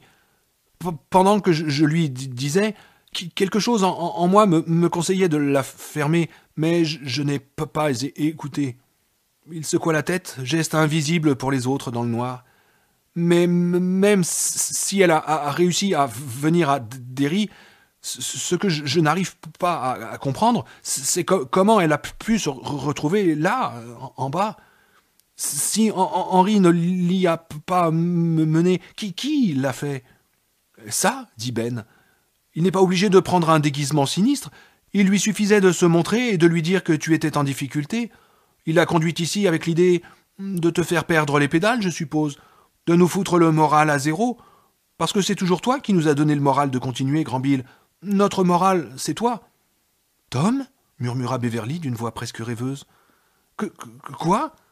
Bill craqua une nouvelle allumette. Elle le regarda avec dans les yeux une sorte d'honnêteté désespérée. « Tom, mon mari, il savait aussi. Du moins, je crois avoir mentionné le nom de la ville devant lui. Comme tu as fait devant Audra. Je ne sais pas s'il a entendu ou non. Il était particulièrement furieux contre moi à ce moment-là. »« Seigneur !» s'exclama Richie. « On se croirait dans un feuilleton de série B où tout le monde surgit au moment critique. »« Oh non, pas un mauvais feuilleton, le reprit Ben, l'air d'être sur le point de vomir. Un spectacle de cirque. Bev a grandi et a épousé Henry Bowers. Quand elle est partie, pourquoi ne l'aurait-il pas suivi? Après tout, le véritable Henry l'a fait. Non, dit Beverly, j'ai épousé mon père. Bon, s'il te tapait dessus, quelle est la différence? Remarqua Eddie. Venez autour de moi, approchez, dit Bill. Ils obéirent. Bill tendit une main de chaque côté, trouva la main valide d'Eddie et l'une des mains de Richie. Bientôt, ils se tinrent en cercle, comme ils l'avaient fait à une époque où ils étaient encore 7. Eddie sentit quelqu'un passer un bras par-dessus ses épaules, une sensation familière, pleine de chaleur et de réconfort. Bill éprouva ce sentiment de puissance dont il se souvenait d'autrefois, mais comprit, non sans désespoir, que les choses avaient changé. Ce sentiment de puissance était bien loin d'être aussi fort. Il luttait et vacillait comme la flamme d'une chandelle dans une atmosphère confinée. Les ténèbres paraissaient plus épaisses, plus refermées sur eux, plus triomphantes. Et il pouvait sentir ça. Au bout de ce tunnel, pensa-t-il, et pas terriblement loin maintenant, se trouve une porte avec une marque apposée dessus. Qu'y a-t-il derrière cette porte? C'est la seule chose dont je ne me souvienne toujours pas. Je me rappelle avoir raidi mes doigts pour les empêcher de trembler, et je me rappelle avoir poussé la porte. Je me rappelle même le flot de lumière qui en est sorti, et comme il paraissait presque vivant, comme si ce n'était pas seulement de la lumière, mais des serpents fluorescents. Je me souviens de l'odeur, odeur de cage aux singes d'un zoo, mais en pire, et puis plus rien du tout. Est-ce que l'un de vous a le souvenir de ce qu'était réellement ça? Non, dit Eddie. Je crois, commença Richie, et Bill devina qu'il secouait la tête dans le noir. Oh, non. Non, dit Beverly. Oh, fit Ben. C'est la seule chose dont je n'arrive pas à me souvenir. Ce qu'était ça et comment nous l'avons combattu. Judd, reprit Beverly, c'est avec cela que nous l'avons combattu. Mais je ne me souviens pas de ce que cela veut dire. Ne me laissez pas tomber, dit Bill, et je ne vous laisserai pas tomber. Bill, fit Ben d'un ton parfaitement calme, quelque chose arrive. Bill tendit l'oreille. Il entendit un bruit de pas qui traînait et hésitait, se rapprochant dans le noir, et il eut peur. Audra lança-t-il, sachant aussitôt que ce n'était pas elle. Quoi que ce fût qui vint vers eux de ce pas lourd, ce n'était pas Audra. Bill craqua une allumette. La première bizarrerie qui se produisit en cette journée de fin de printemps 1985 eut lieu 2 minutes avant l'heure officielle du lever du soleil. Il eût fallu, pour comprendre à quel point elle était bizarre, connaître 2 faits qui ne l'étaient guère que de Mike Hanlon, lequel gisait inconscient sur un lit d'hôpital au moment où le soleil se leva. Tous 2 concernant l'église baptiste qui se dressait à l'angle de Witcham et Jackson depuis 1897. Le clocher de cette église était surmonté d'une élégante pointe blanche, apothéose de toutes les églises protestantes de la Nouvelle-Angleterre qui se respectaient. Sur ses 4 côtés, le clocher comportait également un cadran d'horloge, l'horloge elle-même ayant été construite en Suisse et convoyée par bateau en 1898. La seule autre horloge identique se trouvait dans le parc municipal de Haven Village, à 60 km de là. Stephen Bowie, l'un des rois du bois en grume de West Broadway, avait fait don de cette horloge à la ville. Il lui en avait coûté 17 000 $, une dépense qu'il pouvait cependant se permettre. Fidèle dévot et assidu, il avait été diacre pendant 40 ans, ainsi que président du chapitre de la Légion de la Décence Blanche au cours des dernières années de son diaconat. Il était également célèbre pour ses pieux sermons de la fête des mères, à laquelle il faisait toujours allusion avec respect sous le nom de Dimanche des mamans. Du jour de son installation jusqu'au 31 mai 1985, cette horloge avait fidèlement sonné chaque heure et chaque demi-heure, à une seule et notable exception près. Elle n'avait pas sonné les 12 coups de midi le jour de l'explosion des aciéries Kitchener. Les habitants avaient cru que les révérends Jolene l'avaient arrêtée en signe de deuil pour les enfants morts, et Jolene ne les avait jamais désabusés, bien que cela fût faux. Le mécanisme n'avait pas fonctionné. Elle ne sonna pas non plus 5 heures du matin, le 31 mai 1985. À cet instant-là, tous les anciens de Derry ouvrirent les yeux et s'assirent dans leur lit, troublés par quelque chose qui leur échappait. On avala des médicaments, on replaça des dentiers, on alluma des pipes ou des cigares. Les vieux veillèrent. L'un d'entre eux, Norbert Kinney, alla à petits pas jusqu'à sa fenêtre et observa le ciel qui s'assombrissait. La veille, la météo avait annoncé du beau temps clair, mais ses vieux os lui disaient qu'il allait pleuvoir, et copieusement encore. Tout au fond de lui, il ressentait une sorte d'effroi. Il se sentait obscurément menacé, comme si un poison remontait lentement et inexorablement vers son cœur. Il pensa tout d'un coup au jour où la bande à Bradley s'était jetée tête baissée dans le piège que Derry lui avait tendu, au milieu d'un cercle de 75 fusils ou pistolets. Ce genre de boulot laissait à un homme une sorte d'impression de chaleur et de paresse à l'intérieur, comme si tout était confirmé d'une certaine façon. Il n'aurait su le dire mieux que cela, même pour lui-même. Un boulot comme ça vous laissait avec l'impression que l'on pouvait vivre éternellement, et Norbert Kinney la justifiait amplement. Il fêterait ses 96 ans le 24 juin prochain, et il parcourait ses 5 kilomètres tous les jours. Mais ce matin, il ressentait de l'effroi. « Ces gosses, dit-il en regardant par la fenêtre, sans se rendre compte qu'il avait parlé à voix haute. Qu'est-ce qu'ils peuvent bien mijoter? Quel coup nous prépare-t-il encore ?» Egbert Thorogood, l'homme qui s'était trouvé au Silver Dollar lorsque Claude Héroux avait accordé sa hache et entamé sa version personnelle de la danse macabre, un exécutant pour 4 exécutés, centenaire à 1 an près, s'éveilla au même instant, s'assit sur son séant et émit un cri rouillé que personne n'entendit. Il venait de rêver de Claude, sauf que Claude se précipitait sur lui cette fois. La hache s'était abattue et Thorogood, l'instant suivant, avait vu sa tête tranchée, tressautée et rouler sur le comptoir. « Il y a quelque chose qui cloche, pensa-t-il, de manière vaseuse, effrayé et tremblant dans ses caleçons longs tachés d'urine. Quelque chose qui cloche salement. » Dave Gardiner, qui avait découvert le corps mutilé de George Denbrough en octobre 1957, et dont le fils avait trouvé la première victime de ce nouveau cycle un peu plus tôt ce printemps, ouvrit les yeux à 5 heures pile et pensa, avant même d'avoir jeté un coup d'œil à la pendule de la commode, « L'horloge de l'église n'a pas sonné. Qu'est-ce qui cloche ?» Sur quoi il fut saisi d'une peur vaste et mal définie. Dave avait prospéré avec les années. Il avait acheté la Showboat, le magasin de chaussures, et avait ouvert une succursale au nouveau centre commercial, ainsi qu'une autre à Bangor. Soudain, toutes ces choses pour lesquelles il avait travaillé toute sa vie, lui parurent en danger. Mais d'où vient ce danger, songea-t-il en regardant sa femme endormie. Et pourquoi suis-je aussi nerveux simplement parce que l'horloge n'a pas sonné l'heure? Mais il n'y avait pas de réponse. Il se leva, s'approcha de la fenêtre en se grattant à la hauteur de la taille. Il vit un ciel agité de nuées qui se bousculaient, arrivant de l'ouest. Dave sentit grandir son inquiétude. Pour la première fois depuis très longtemps, il repensa au cri qui l'avait attiré sur son Porsche 27 ans auparavant, puis vers cette silhouette qui se tordait dans son ciré jaune. Il regarda les nuages et pensa « Nous sommes en danger, nous tous, tout Derry. » Le chef Andrew Ratmacher, qui estimait sincèrement avoir fait de son mieux pour tenter de résoudre cette nouvelle flambée de meurtres d'enfants qui frappait Derry, se tenait sous son porche, les pouces passés dans son ceinturon, le nez levé vers les nuages, et éprouvait le même malaise. Quelque chose ne va pas tarder à se passer. On dirait qu'il va pleuvoir à seaux pour commencer, mais ce n'est pas tout. Il frissonna, et tandis qu'il restait debout sous le porche, tandis que lui parvenait à travers la moustiquaire de la porte l'odeur du bacon frit que lui préparait sa femme, les premières grosses gouttes de pluie se déposèrent comme des taches noires sur le trottoir devant son agréable maison de Reynolds Street, et quelque part au-dessus de l'horizon, en direction de Bassett Park, le tonnerre gronda. De nouveau, Ratmacher frissonna. Bill leva l'allumette et poussa un long hurlement tremblant de désespoir. C'était George qui avançait vers lui en titubant dans le tunnel. George, toujours habillé de son ciré jaune éclaboussé de sang. Une manche pendait, vide, inutile. Son visage était aussi blanc que du fromage frais, et un éclat d'argent brillait dans ses yeux, qui se fixèrent sur ceux de Bill. « Mon bateau !» La voix perdue de Georgie s'éleva, hésitante, dans le tunnel. « J'arrive pas à le trouver, Bill. J'ai regardé partout, et j'arrive pas à le trouver. Et maintenant je suis mort. Et c'est ta faute, ta faute, ta faute !» « Georgie !» cria Bill. Il sentait son esprit vaciller, s'arracher à ses amarres. George tituba, trébucha vers lui.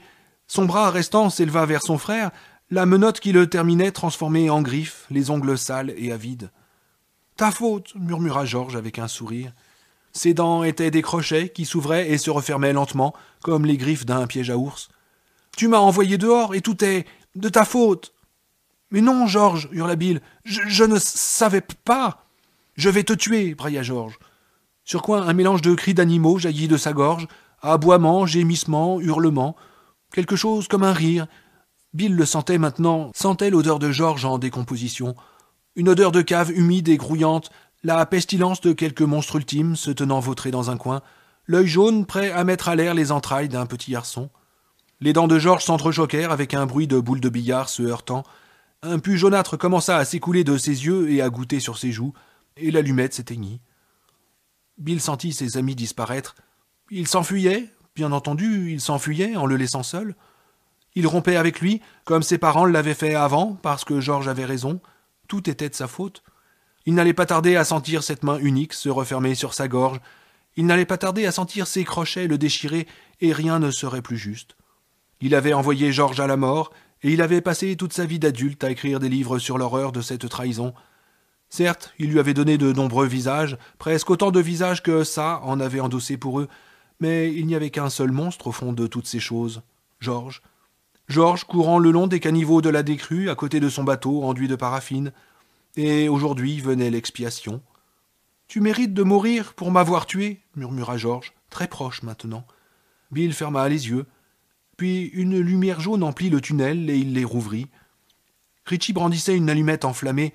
« Combat ça, Bill !» lui cria Richie. « Pour l'amour du ciel, combat ça !»« Que faites-vous ici ?» Bill le regarda, stupéfait. En fin de compte, il n'avait pas couru. Comment était-ce possible ? Comment, après avoir vu de quelle manière ignoble il avait assassiné son propre frère ?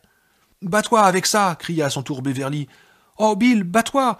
Tu es le seul à pouvoir faire quelque chose contre celui-là. Je t'en supplie !» Georges se trouvait maintenant à moins de 2 mètres de lui. Il tira soudain la langue vers Bill. Elle grouillait d'excroissance. Bill hurla à nouveau. « Tue-le, Bill !» hurla Eddie. « C'est pas ton frère ! Tue ça pendant qu'il est petit. Tue-le maintenant !» Georges jeta un coup d'œil à Eddie, un bref regard latéral, 2 éclats d'argent, et Eddie recula, heurtant la paroi, comme si on venait de le pousser. Bill restait hypnotisé, regardant son frère se diriger sur lui. Georges, de nouveau après toutes ces années, Georges à la fin, comme il y avait eu Georges au début, oh oui, il entendait les chuintements du ciré jaune au fur et à mesure qu'il se rapprochait, le tintement des boucles métalliques de ses caoutchoucs. Il sentait quelque chose comme l'odeur des feuilles mouillées, comme si, en dessous du ciré, le corps de Georges en était pétri, comme si les pieds, dans les galoches de Georges, n'étaient que 2 amas de feuilles. Oui, comme s'il n'était lui-même qu'un amas de feuilles. Tel était Georges, son visage un ballon pourri et son corps un tas de feuilles mortes, comme celles qui engorgent les égouts parfois, après une inondation. Il entendit très loin Beverly qui criait « Les chemises de l'archiduchesse ? Bill, je t'en supplie, Bill ! Sont-elles sèches ? Nous allons chercher mon bateau ensemble, dit Georges. Parodie de larmes, un épais pus jaune coula le long de ses joues. Il tendit la main vers Bill, la tête inclinée d'un côté, ses lèvres découvrant les crochets. « Archi-sèche, archi-sèche, archi-sèche ! Nous le trouverons, reprit Georges, et Bill sentit l'haleine de ça, une odeur comme un animal éventré gisant sur une autoroute à minuit. Dans le bâillement de la bouche de Georges, il aperçut des choses qui grouillaient. « C'est toujours là, en bas. Tout flotte là, en bas. Et nous flotterons, Bill. Nous flottons tous. » La main en ventre de poisson de Georges se referma sur le cou de Bill.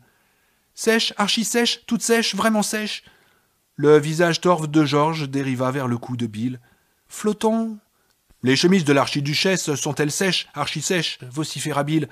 Sa voix était plus grave, à peine reconnaissable, et dans un éclair brûlant de souvenirs, Richie se rappela que Bill ne bégayait jamais quand il imitait une autre voix. La chose Georges se rétracta en sifflant, porta sa main unique à son visage, un geste pour se protéger. « Tu l'as !» hurla Richie, délirant. « Tu l'as, Bill ! Démolis ça ! Vas-y, démolis-le !»« Les chemises de l'archiduchesse sont-elles sèches, archi-sèches » tonna Bill, avançant vers la chose Georges. « Tu n'es pas un fantôme, Georges. Tu n'es pas un fantôme. Georges sait bien que je n'ai jamais voulu sa mort. Mes parents se trompaient. Ils m'ont collé ça sur le dos, mais ils ont eu tort. Est-ce que tu m'entends ?» La chose Georges fit un brusque demi-tour en couinant comme un rat. Elle commença à onduler et dégouliner sous le ciré jaune. Le ciré lui-même paraissait se diluer en grosses coulures d'un jaune brillant. Ça perdait sa forme, devenait amorphe. « Les chemises de l'archiduchesse sont-elles sèches, archi-sèches, espèce de saloperie !» hurla de nouveau Bill Denbrough. « Archi-sèches !» Il bondit alors sur ça et enfonça les doigts dans le ciré jaune qui n'était plus un ciré. Il eut l'impression de saisir une matière tiède à la mollesse de caramel qui fondait entre ses doigts dès qu'il les refermait dessus. Il tomba à genoux. À cet instant, Richie poussa un jappement. L'allumette venait de lui brûler les doigts. Ils se retrouvèrent une fois de plus dans le noir total. Bill sentit quelque chose grossir dans sa poitrine, quelque chose de brûlant, d'étouffant et douloureux comme des orties. Il agrippa ses genoux et les remonta vers le menton, dans l'espoir de soulager cette souffrance ou de l'arrêter. Il était quelque part reconnaissant pour l'obscurité, soulagé que les autres ne vissent pas son angoisse. Il entendit un bruit de gorge, un gémissement vacillant sortir de sa bouche. Il y en eut un deuxième, puis un troisième. « Georges !» cria-t-il. « Je suis désolé, Georges. Jamais je n'ai voulu qu'il t'arrive quelque chose de mal. » Peut-être aurait-il dû dire autre chose, mais cela lui fut impossible. Il sanglotait, allongé sur le dos, un bras sur les yeux, se souvenant du bateau, se souvenant du crépitement régulier de la pluie contre les vitres de sa fenêtre, se souvenant des médicaments et des mouchoirs sur la table de nuit, de la diffuse douleur de la fièvre dans sa tête et dans son corps, se souvenant avant tout de Georges. Georges, le petit Georges dans son ciré jaune à capuchon. « Je suis désolé, Georges !» cria-t-il à travers ses larmes. « Je suis désolé. Je t'en supplie, je suis désolé. » Puis ils furent autour de lui, ses amis. Personne ne craqua d'allumette, et quelqu'un le serra contre soi. Beverly, peut-être, à moins que ce ne fût Ben ou Richie. Ils étaient avec lui, et pour ce bref moment, les ténèbres furent miséricordieuses. Dès 5h30, il pleuvait à verse. Les stations de radio de Bangor qui donnaient les prévisions météo manifestèrent une certaine surprise et présentèrent de vagues excuses à tous ceux qui avaient prévu d'aller pique-niquer ou se promener en se fiant à leurs indications de la veille. Coup dur, les gars. Encore une de ces bizarreries climatiques soudaines, comme il s'en produit de temps en temps dans la vallée de la Penobscot. Sur une station de radio, le météorologue Jim White décrivit ce qu'il appela un système de basse pression extraordinairement discipliné. C'était un euphémisme. Le temps était nuageux sur Bangor. Il pleuvait fort sur Hampden, il bruinait sur Haven, et il pleuvait mais faiblement sur Newport. À Derry, en revanche, soit à seulement 45 km de Bangor, c'était un vrai déluge. Les automobilistes qui avaient emprunté la route numéro 7 se déplaçaient dans 20 cm d'eau par endroit, et un peu au-delà de la ferme Runelin, une telle quantité d'eau recouvrait la chaussée, les évacuations étant bouchées, que le secteur était infranchissable. Dès 6 heures, la patrouille de la police de la route de Derry avait installé une signalisation d'urgence de part et d'autre de la cuvette. Ceux qui attendaient sous l'abri le premier bus du matin pour aller au travail, sur Main Street, regardaient par-dessus le garde-fou du canal, où les eaux montaient de façon menaçante entre les parois de béton. Il n'y aurait pas d'inondation, bien sûr. Là-dessus, tout le monde était d'accord. Le niveau oscillait encore à 1,20 m en dessous de la marque de 1977, et il ne s'était produit aucune inondation cette année-là. Mais la pluie s'abattait avec opiniâtreté, sans relâche, et le tonnerre grondait dans les nuages bas. L'eau dévalait en ruisseau Up Mile Hill et s'enfonçait avec des rugissements dans les bouches d'égout. Pas d'inondation, ils en convenaient, et cependant une expression d'inquiétude se lisait sur tous les visages. À 5h45, un transformateur près du dépôt abandonné de camions des frères Tracker explosa en haut de son poteau dans un éclair de lumière violette, éparpillant des débris tordus de métal sur le toit de bardeaux de l'établissement. L'un des éclats coupa un câble à haute tension, lequel tomba également sur le toit gigotant et se tordant comme un serpent. Il en jaillissait un véritable flot d'étincelles. Le toit prit feu, en dépit de la pluie, et l'incendie se propagea rapidement à tout le dépôt. Le câble électrique tomba du toit et atterrit sur la portion herbeuse qui donnait sur le périmètre où les enfants jouaient autrefois au baseball. Les pompiers de Derry sortirent ce jour-là pour la première fois à 6h02. Ils arrivèrent 7 minutes plus tard au dépôt Tracker. L'un des premiers à sauter au bas du véhicule fut Calvin Clark, un des jumeaux Clark avec lequel Ben, Beverly, Richie et Bill avaient été à l'école. À son troisième pas, il posa la semelle de sa botte de cuir sur le câble. Il fut électrocuté pratiquement sur le champ. Sa langue jaillit de sa bouche et son épais ciré caoutchouté de pompier commença à fondre en cramant. Il s'en dégagea la même odeur que celle des pneus brûlés dans la décharge. À 6h05, les résidents de Merritt Street, dans le lotissement d'Old Cape, ressentirent quelque chose qui s'apparentait à une explosion souterraine. Des assiettes tombèrent des étagères, des tableaux des murs. À 6h06, toutes les toilettes de la rue explosèrent en un geyser de merde et d'eau d'égout, comme si quelque imaginable renversement de sens venait de se produire dans les canalisations qui alimentaient la nouvelle station de retraitement des eaux, dans les friches. Explosion parfois d'une telle violence que certains plafonds de salles de bain s'écroulèrent. Une femme du nom d'Anne Stuart fut tuée lorsqu'un ancien levier de vitesse fut catapulté par les toilettes en même temps que la masse liquide. Le levier de vitesse traversa le verre dépoli de la porte de la douche et se ficha dans sa gorge pendant qu'elle se lavait les cheveux. Elle s'en trouva presque décapitée. Le levier de vitesse était en réalité une relique des aciéries Kitchener et était passé dans les égouts près de 3/4 de siècle auparavant. Une autre femme mourut lorsque le violent reflux des égouts, provoqué par une poche de méthane en expansion, fit exploser ses toilettes comme une bombe. La malheureuse, qui se trouvait assise dessus à cet instant-là, en train de lire le dernier catalogue de Banana Republic, fut mise en pièces. À 6h19, la foudre frappa le soi-disant pont des Baisers, qui reliait Bassett Park à l'école secondaire de Derry. Les éclats de bois volèrent dans les airs avant de retomber dans le canal, qui les emporta de toute sa fougue. Le vent se leva. À 6h30, la sonde située au-dessus du tribunal enregistra à sa vitesse 24 km à l'heure. À 6h45, il soufflait à 38 km à l'heure. À 6h46, Mike Hanlon s'éveilla dans sa chambre de l'hôpital de Derry. Son retour à la conscience se fit comme une sorte de lente dissolution. Il crut un long moment être en train de rêver. Étrange rêve, dans ce cas. Rêve d'anxiété, aurait déclaré son ancien prof de psycho, Doc Abelson. Il ne lui semblait avoir aucune raison d'être anxieux, et pourtant l'anxiété était bel et bien présente. La chambre toute blanche n'était qu'un hurlement de menace. Il se rendit peu à peu compte qu'il était réveillé. La pièce toute blanche était une chambre d'hôpital. Des bouteilles pendaient au-dessus de sa tête, l'une pleine d'un liquide clair, l'autre d'un rouge profond. Du sang. Il aperçut ensuite l'écran éteint d'une télévision sur le mur d'en face et prit conscience du crépitement régulier de la pluie contre la fenêtre. Mike voulut remuer les jambes. L'une bougea sans peine, mais l'autre, la droite, ne se déplaça pas d'un millimètre. Il ne lui parvenait qu'une très faible sensation de cette jambe, et il comprit qu'un bandage étroit la comprimait. Peu à peu, sa lucidité lui revint. Il s'était installé pour prendre des notes dans son cahier, et Henry Bowers était arrivé. Sacré retour de manivelle du passé. Il y avait eu une bagarre, et... Henry, où l'animal était-il allé? Aux trouches des autres? Mike tâtonna pour saisir la sonnette. Elle était enroulée au montant du lit et il l'avait à la main lorsque la porte s'ouvrit. Un infirmier fit son apparition. 2 boutons de sa blouse étaient ouverts et ses cheveux noirs et ébouriffés lui donnaient un faux air de Ben Casey. Une médaille de Saint-Christophe pendait à son cou. Même dans sa demi-somnolence vaseuse, Mike l'identifia immédiatement.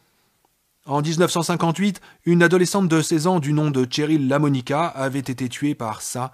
Elle avait un frère plus jeune de 2 ans, l'homme qui se tenait actuellement ici. « Marc » fit Mike faiblement. « Il faut que je te parle. »« Chut » fit Marc, qui gardait une main dans sa poche. « Faut pas parler. » Il s'avança dans la pièce, et lorsqu'il se trouva au pied du lit, Mike vit, avec un frisson de désespoir, que les yeux de l'homme étaient complètement vides. Il avait la tête légèrement redressée, comme s'il écoutait une musique lointaine. Il sortit la main de sa poche, elle tenait une seringue. « Ça va te faire dormir, » dit Marc en remontant vers la tête du lit. « Chut » fit brusquement Bill, alors que l'on n'entendait pas d'autre bruit que ceux légers de leurs pas. Richie enflamma une allumette. Les parois du tunnel s'étaient éloignées et leur petit groupe paraissait encore plus petit dans ce vaste espace en dessous de la ville. Ils serrèrent les rangs et Beverly éprouva une profonde impression de déjà-vu en remarquant les gigantesques dalles du sol et les accumulations de toiles d'araignée qui pendaient. Ils étaient proches, maintenant, très proches. « Qu'as-tu entendu » demanda-t-elle à Bill, essayant de regarder partout avant que ne s'éteigne l'allumette dans la main de Richie, redoutant quelques nouvelles surprises qui seraient arrivées en se traînant ou en volant de l'obscurité. L'alien de ce film épouvantable avec Sigourney Weaver, un rat gigantesque avec des yeux oranges et des dents d'argent. Mais il n'y avait rien, rien que l'odeur de moisi de l'ombre et, très loin, le grondement des eaux gonflées, comme si les canalisations se remplissaient. Quelque chose cloche. Mike. Mike reprit Eddie. Qu'est-ce qu'il a, Mike? Je le sens. Je le sens aussi, dit Ben. C'est. Est-ce qu'il est mort, Bill? Non, répondit Bill. Son regard embrumé restait lointain et ne trahissait aucune émotion. Toute son inquiétude se manifestait par le ton de sa voix et l'attitude défensive de son corps. Il déglutit avec un petit bruit de gorge. Ses yeux s'agrandirent. Oh non! Bill, s'écria Beverly inquiète. Mais qu'est-ce qu'il y a, Bill? Prenez mes mains, cria-t-il. Vite!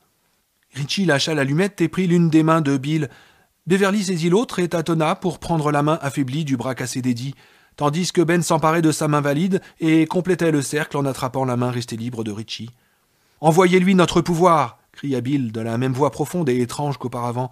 « Envoyez-lui notre pouvoir! Envoyez-lui notre pouvoir! Tout de suite! Tout de suite! Beverly sentit quelque chose qui partait d'eux et allait vers Mike. Sa tête roula sur son épaule en une sorte d'extase, et le sifflement rauque de la respiration d'Eddie se confondit avec le grondement précipité de l'eau dans les égouts. « Maintenant, fit Mark LaMonica à voix basse, il soupira, le soupir d'un homme qui sent approcher l'orgasme. Mike ne cessait de presser le bouton d'appel dans sa main. Il entendait la sonnerie dans la salle des infirmières, au bout du couloir, mais personne ne venait. Quelque chose comme une diabolique double vue lui fit imaginer les infirmiers et les infirmières assises là-bas, en train de lire les journaux du matin, en buvant leur café, entendant la sonnerie sans l'entendre, l'entendant sans réagir. Ils ne réagiraient que plus tard, quand tout serait terminé, car c'est ainsi que les choses se passaient à Derry. À Derry, il y avait des choses qu'il valait mieux ne pas voir, ne pas entendre, tant que tout n'était pas fini. Mike laissa retomber le bouton d'appel de sa main. Mark se pencha sur lui, le bout de la seringue brillait, sa médaille de Saint-Christophe se balançait, hypnotique, tandis qu'il soulevait le drap. « Juste là, murmura-t-il, au sternum. » De nouveau, il soupira. Mike sentit soudain des forces fraîches l'envahir, une sorte de puissance primitive qui se concentrait dans son corps comme des volts. Il se raidit et ses doigts se tendirent comme pris de convulsions. Ses yeux s'élargirent. Il émit un grognement et l'épouvantable impression de paralysie qui le bloquait fut chassée de lui aussi brusquement que s'il avait reçu un coup de poing. Sa main droite vola jusqu'à la table de nuit sur laquelle était posé un pichet en plastique et un lourd verre d'eau. Ses doigts se refermèrent sur le verre. LaMonica sentit le changement. La lueur rêveuse et satisfaite disparut de son œil pour être remplacée par une expression de confusion inquiète. Il recula un peu. Mike leva le verre et le frappa au visage. LaMonica poussa un cri et partit à reculons en titubant, lâchant la seringue. Il porta les mains à son visage dégoulinant. Du sang descendit le long de ses poignets et sur sa blouse blanche. L'impression de force disparut aussi vite qu'elle était venue. D'un œil flou, Mike vit les éclats du verre brisé éparpillés sur le lit, sur son pyjama d'hôpital, sur sa propre main ensanglantée. Il entendit le couinement des semelles de crêpes avançant d'un pas vif dans le couloir. « Ils arrivent maintenant, pensa-t-il. Oh oui, maintenant. Et quand ils seront repartis, qui va surgir derrière eux? Qui ou quoi ?» Et tandis que faisait irruption dans la chambre, les infirmiers et infirmières restaient tranquillement assis dans leur salle tandis que retentissait frénétique la sonnerie d'appel, Mike ferma les yeux et pria pour que tout fût terminé. Il pria pour ses amis sous la ville, il pria pour qu'ils allassent bien, il pria pour qu'ils missent un terme à ça. Il ne savait pas très précisément qui il priait ainsi, mais il n'en priait pas moins. « Il va bien, » déclara Bill. Ben n'avait aucune idée du temps qu'ils étaient restés dans l'obscurité, se tenant par la main. Il avait l'impression d'avoir ressenti quelque chose qui venait d'eux, de leur cercle, qui jaillissait et revenait, mais il ignorait où cette chose, si elle existait bien, était allée et ce qu'elle avait fait. « En es-tu sûr, grand Bill » demanda Richie. « Oui, » dit Bill, en relâchant sa main ainsi que celle de Beverly. « Mais nous devons achever notre tâche aussi rapidement que possible. Venez. » Ils reprirent leur progression, Richie ou Bill allumant de temps en temps une allumette. « Nous n'avons même pas un lance-chic de potache comme arme, » songea Ben dans son fort intérieur. « Mais cela a fait partie du jeu, non ? Chud, qu'est-ce que cela signifie ? Qu'est-ce que c'était, ça, exactement ? Quel était son ultime visage ? Et même si nous ne l'avons pas tué, nous l'avons amoindri. Mais comment avons-nous procédé ? » La salle qu'ils traversaient, qu'il n'était plus question d'appeler un tunnel, devenait de plus en plus vaste. Le bruit de leurs pas résonnait en écho. Ben se rappela l'odeur, cette puissante odeur de zoo. Il se rendit soudain compte que les allumettes n'étaient plus indispensables. Il y avait de la lumière, ou du moins une certaine sorte de lumière, une phosphorescence spectrale qui allait croissant. Dans cet éclairage de marécage, tous ses amis avaient l'air de cadavres ambulants. « Un mur devant, Bill !» dit Eddie. « Oui, je sais. » Ben sentit son cœur commencer à accélérer. Un goût amer lui monta dans la bouche et une sourde migraine envahit son crâne. Il se sentait lent, effrayé, il se sentait gros. « La porte !» murmura Beverly. Oui, on y était. Une fois déjà, ils avaient pu la franchir en n'ayant rien d'autre à faire qu'à baisser la tête. Ils allaient devoir se courber complètement cette fois, voire passer à quatre pattes. Ils avaient grandi. Là se trouvait la preuve ultime, s'il était besoin. À son cou et à ses poignets, le pouls de Ben se tendit. devint chaud. Son cœur avait adopté un rythme léger et rapide, proche de l'arythmie. Un pouls de pigeon, songea-t-il, en se passant la langue sur les lèvres. Une lumière vert-jaune brillante passait par-dessous la porte et lançait un rayon par le trou de la serrure tarabiscotée, un rayon de forme aussi tarabiscotée qui paraissait suffisamment dense pour couper. La marque était sur la porte, et une fois de plus, chacun vit quelque chose de différent dans ce signe étrange. Beverly, le visage de Tom, Bill, la tête coupée d'Audra, qui le fixait d'un horrible regard accusateur, Eddie, un crâne grimaçant placé entre deux tibias croisés, symbole du poison, Richie, le visage barbu d'un Paul Bunyan dégénéré, les yeux réduits à deux fentes meurtrières, et Ben vit Henry Bowers. « Sommes-nous assez forts, Bill » demanda-t-il. « Sommes-nous capables de faire une chose pareille ?»« Je n'en sais rien. »« Et si c'est fermé à clé ?» demanda Beverly d'une petite voix. Le visage de Tom se moqua d'elle. « Non, elle ne l'est pas. Des endroits comme celui-là ne sont jamais fermés. » Bill posa la pointe de ses doigts de la main droite sur le battant. Il fut obligé de se courber pour cela, et poussa. Il s'ouvrit sur un flot de lumière d'un vert jaune à vomir. L'odeur de zoo se rua sur eux. L'odeur du passé devint le présent, admirablement vivant, mais d'une vie obscène. « Dévale, roux !» pensa Bill tout d'un coup en regardant les autres. Puis il se mit à quatre pattes. Beverly le suivit, puis Richie, puis Eddie. Ben passa le dernier, la peau agitée de frissons au contact des débris gréseux sans âge du sol. Il franchit le seuil, et comme il se redressait dans la bizarre phosphorescence de feu qui allait et venait verticalement sur les parois dégoulinantes, semblables à des serpents de lumière, l'ultime souvenir du passé l'envahit avec la violence soudaine d'un bélier psychologique. Il cria, partit à reculons, une main au visage, et sa première et incohérente pensée fut « Pas étonnant que Stan se soit suicidé. Oh Seigneur, j'aurais dû... » Il découvrit la même expression d'horreur hébétée liée au rappel du même souvenir sur le visage des autres. L'ultime clé ouvrait l'ultime serrure.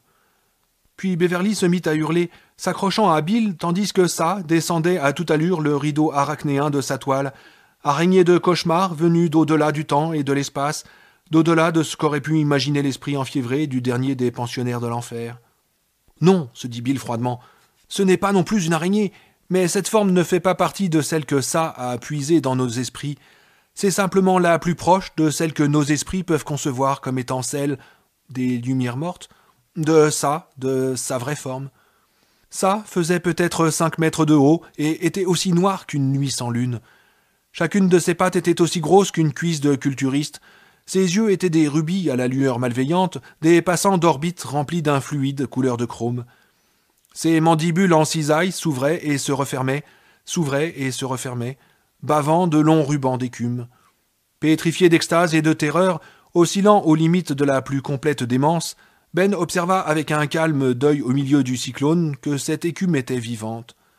Elle heurta les dalles crasseuses du sol et se mit à progresser dans les fissures avec un tortillement de protozoaires. Mais il y a autre chose. Il existe quelque forme ultime, une forme que l'on peut presque voir, comme l'on devine la forme d'un homme qui se déplace derrière un écran de cinéma pendant la projection. Une autre forme, mais je ne veux pas voir ça. Mon Dieu, je vous en prie, ne me laissez pas voir ça. Mais cela était sans importance, non ? Il voyait ce qu'il voyait, et Bill comprit sans trop savoir comment que ça se trouvait emprisonné dans sa forme finale, celle de l'araignée, du fait de leur vision partagée, une vision non voulue et sans paternité. C'était en affrontant ça qu'il vivrait ou mourrait.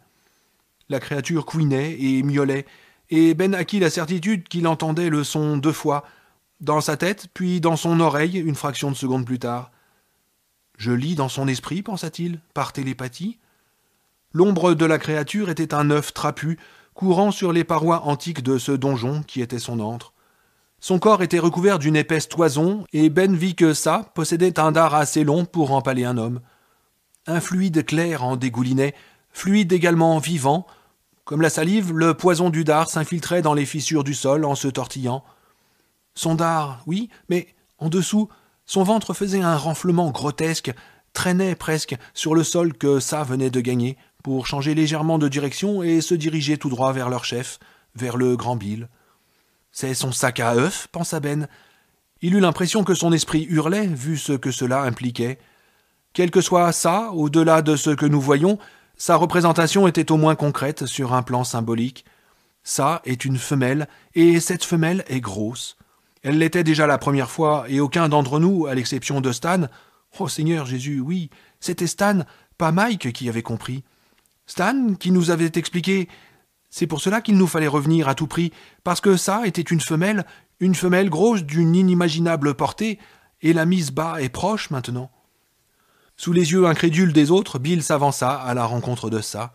« Non, Bill !» hurla Beverly. « Restez en arrière !» leur cria Bill sans détourner la tête. Puis Richie se retrouva courant à côté de lui, hurlant son nom, puis Ben sentit ses jambes se mettre en mouvement. Il crut aussi sentir un estomac fantôme ballotté devant lui, sensation qu'il accueillit avec plaisir. « Faut redevenir un môme, pensa-t-il hagard. Seule façon de ne pas devenir cinglé, faut redevenir un môme, faut l'accepter n'importe comment. » Ben court, il crie le nom de Bill. Il a vaguement conscience d'Eddie qui galope à côté de lui, son bras cassé, agité de soubresauts, la ceinture de peignoir qui retenait les attelles traînant maintenant par terre. Eddie tenait son inhalateur. Il faisait penser à un cow-boy sous-alimenté et Barjot armé d'un pétard bizarroïde. Ben entendit Bill vociférer. « Tu as tué mon frère, espèce de saloperie d'ordure !» Puis ça se redressa au-dessus de Bill, l'enfouit dans son ombre, pattes battant l'air. Ben entendit son miaulement avide et plongea le regard dans ses yeux rouges, diaboliques, intemporels. Et pendant un instant, il vit la forme sous la forme. Les lumières, une chose rampante, poilue, interminable, faite de lumière et de rien d'autre, une lumière orange, une lumière morte qui singeait la vie. Le rituel commença pour la seconde fois.